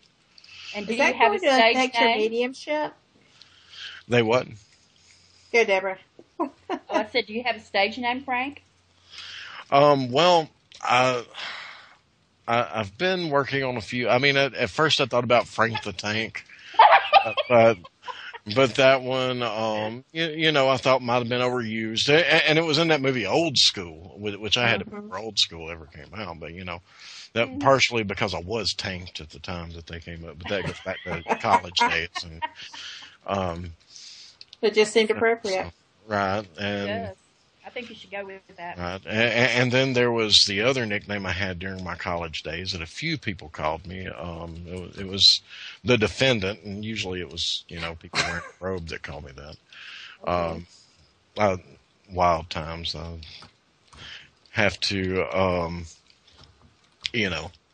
about I didn't know you were so talented. I thought you were just a paranormal host. Right. Well, just a scientist. Yeah. Right. Well, I mean, there's sometimes in the lab you just have some things that, you can't always be doing research in the lab. Sometimes you got to, make it more of a relaxed environment. Of course, you get too relaxed, you're going to have 3 restraining orders and a new criminal charge. But, so.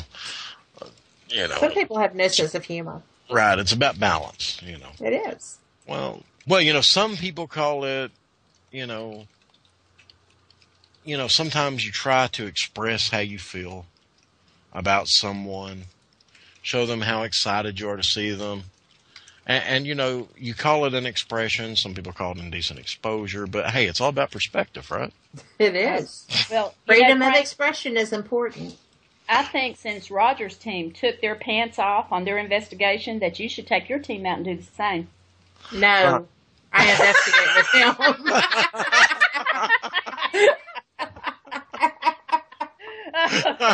You did that so quick, Cass. Oh, well, looks like you got some more. I heard about old South Pittsburgh, okay? Oh, Lordy mercy. That was good. Yeah, I mean, that, I can't help but think the whole show, the Naked Paranormal, there's a reason that they aren't casting anymore for that, and that one didn't float over. And I'm thinking it's because of some of the videos they got for tryouts. I would venture to say that's true. But I do have a friend who does naked investigation. Really? Really. And he's been a guest on my show in the past, and he's going to be joining us again in November. But so what's he investigate? Where not to sit, for one thing. Right. But it was I thought it was a joke. I truly thought it was a joke. It is so not a joke. But he's based in California. And he's a very interesting individual. I love him to pieces. He is one of my very favorite people in the paranormal field. And absolutely did a naked investigation. May have done several. I think he likes the freedom.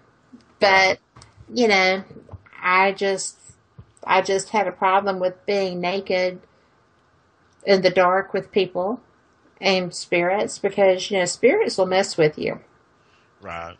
And I just think that would be an extra layer of vulnerability I wouldn't be comfortable with personally. But everybody has their own thing.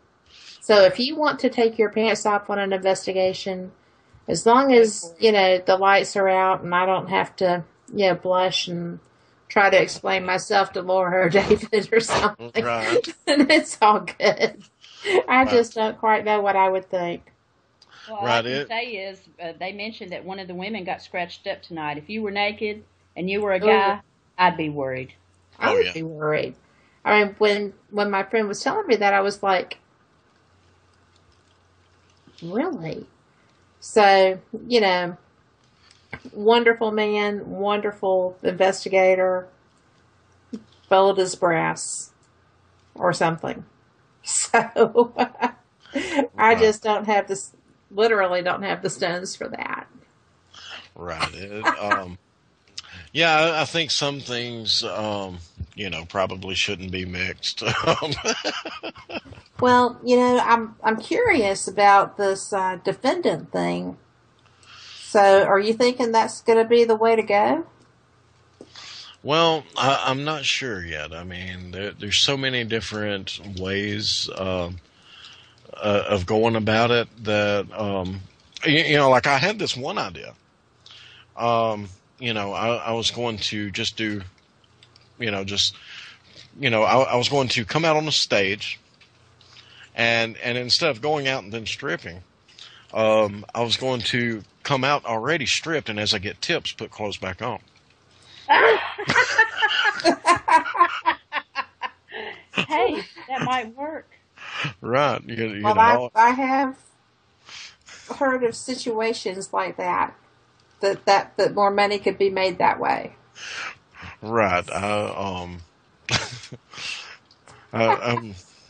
thinking about that, and I just seen in the chat that twerking video that I made. That did not get put out. If you've seen that, I want to know where that came from. I had no idea you could move like that. Right. I think there's a future in this for you. Right. Well, you know, it takes a lot of practice and, you know, a few trips to the ER trying to get it down. Well, we're proud of you, Frank. We're proud. You know, we've got your back. We support each other through thick and thin, as it were. Right. So, you know, we've got that for you. Well, you know, Tank, you go. Well, you know, it's about promoting equality. I mean, you know, there's something wrong in the world. You know, Miley Cyrus can walk around naked licking hammers and stuff like that, and it's called art. If I do it, I get kicked out of Home Depot and told never to come back. I know. And then they give you more of that paper. Yeah. Right. And then next thing you know, everybody nicknames you the defendant, and you know, it's just harsh out there, man. It sure is. It's an unfair world. That's why I love the paranormal. The paranormal is so much more, you know, accepting and equal. You know, so you're in the right business, Frank. You do a great job. Well, thank you. All kidding aside, you do a great job. Enjoy your show. And always. Also cats, too. My Blue Moon sisters. Mm-hmm. Blue Moon sisters. Yeah. Well, you know, the time has really went by tonight. I can't believe that it went as fast as it has. Because I don't know about you, but to me, it seems like we've been talking like, 10 minutes, 15 minutes? Yeah. Well, it was interesting switching back to the guys and hearing what all was going on. I mean, they had, 3 or 4 people there for their investigation. It was really cool. I enjoyed it. Right. We'll definitely have to do this more often. Well, I think that's an awesome thing because it's nice. Not everybody has access to being able to investigate. Right. But there's a lot of interest in it. And, to be able to share that experience with people that otherwise might not be able to, I think it's just a cool thing. And, tonight took me back to my childhood, when my teenage years, when all this stuff was so interesting and we heard scary stories and investigations. I would never believe in a million years that at this age I am listening to adults go do the things that I just was fascinated, when I was a youth. And so my hat's really off to all you guys that do these investigations. It's really cool. Well, adult can be used loosely for some of us. but we do have a good time. Oh, I can see that. It's really nice. And it's really cool to be able to, when you come across a spirit that needs help with transitioning or, someone who needs help being comfortable in their home or just someone who's so excited to be able to investigate for the first time or to be able to get access to some place that you can't necessarily go on your own. Exactly. It's so cool. I mean, it's just like Christmas for them. And I might say, if all of you guys out there listening, if you're as interested in all this stuff as I am, that next week on Starlight 17, Frank Lee will be my guest. And then after that, I think it's Miss Kat Hobson. So we're going to go into some different things, and I'm sure everybody will enjoy listening to you tell about all your research and everything. And I promise not to talk about my side career on the show. Well, how are you going to be able to promote your new career if you never talk about it, Frank? Hey, that is a golden opportunity. Me and Kat, we're like your sidekicks, so we'll help you promote. Awesome. Do we get a cut? Be careful what you ask for, Deborah. I keep saying. How much money have you made so far, Frank? Well, so far I owe another $300, but I'm working on it. I got goals. Okay. As long as you're working towards your goals, be true to yourself. Right. So with all that being said, it is 11:30. We have actually went over 30 minutes, and here it is. We were kind of wondering, what all we would talk about and everything, and it has literally just flown by. That's never a problem for any of us. Right, absolutely. Especially when we get together. Right. It's been great, these guys, and thanks, Roger, if you're out there listening. Yes. I hope he feels better. Cindy had actually pointed out that there's a possibility they might have got into some mold or something. So I'm hoping that was a spiritual pressure that they were feeling rather than something physical. Right. Yep, hopefully so. But we definitely appreciate the Half Past Dead paranormal team for doing that. Very interesting. And they have a lot of fun, too, with their investigations. And I think that's important. Most fun you can have with your pants off, not home, right? Right. Absolutely. Very well put. So well, with that being said, I guess we'd better wrap up. So, before we do, I want to thank everyone for tuning in tonight and wish you all a happy Halloween. So, and definitely a big thanks to our other two more talented hosts, Kat Hobson and Deborah Jane East. It has been a pleasure working with you two tonight. So I've had a ball. This has been great. It really has. Thanks. Yes, absolutely. And And, you know, special thanks to CJ for working behind the scenes to put this all together. She is so awesome. You don't hear much on the shows, but that is one of the hardest working women there is out there. So absolutely. So and she makes all of us look good. Right, so she is the backbone behind all of us, and we just love her and appreciate her. Yes, absolutely. So with that said, hope everyone has a happy Halloween and have yourself a great night. Good night, everyone. Good night.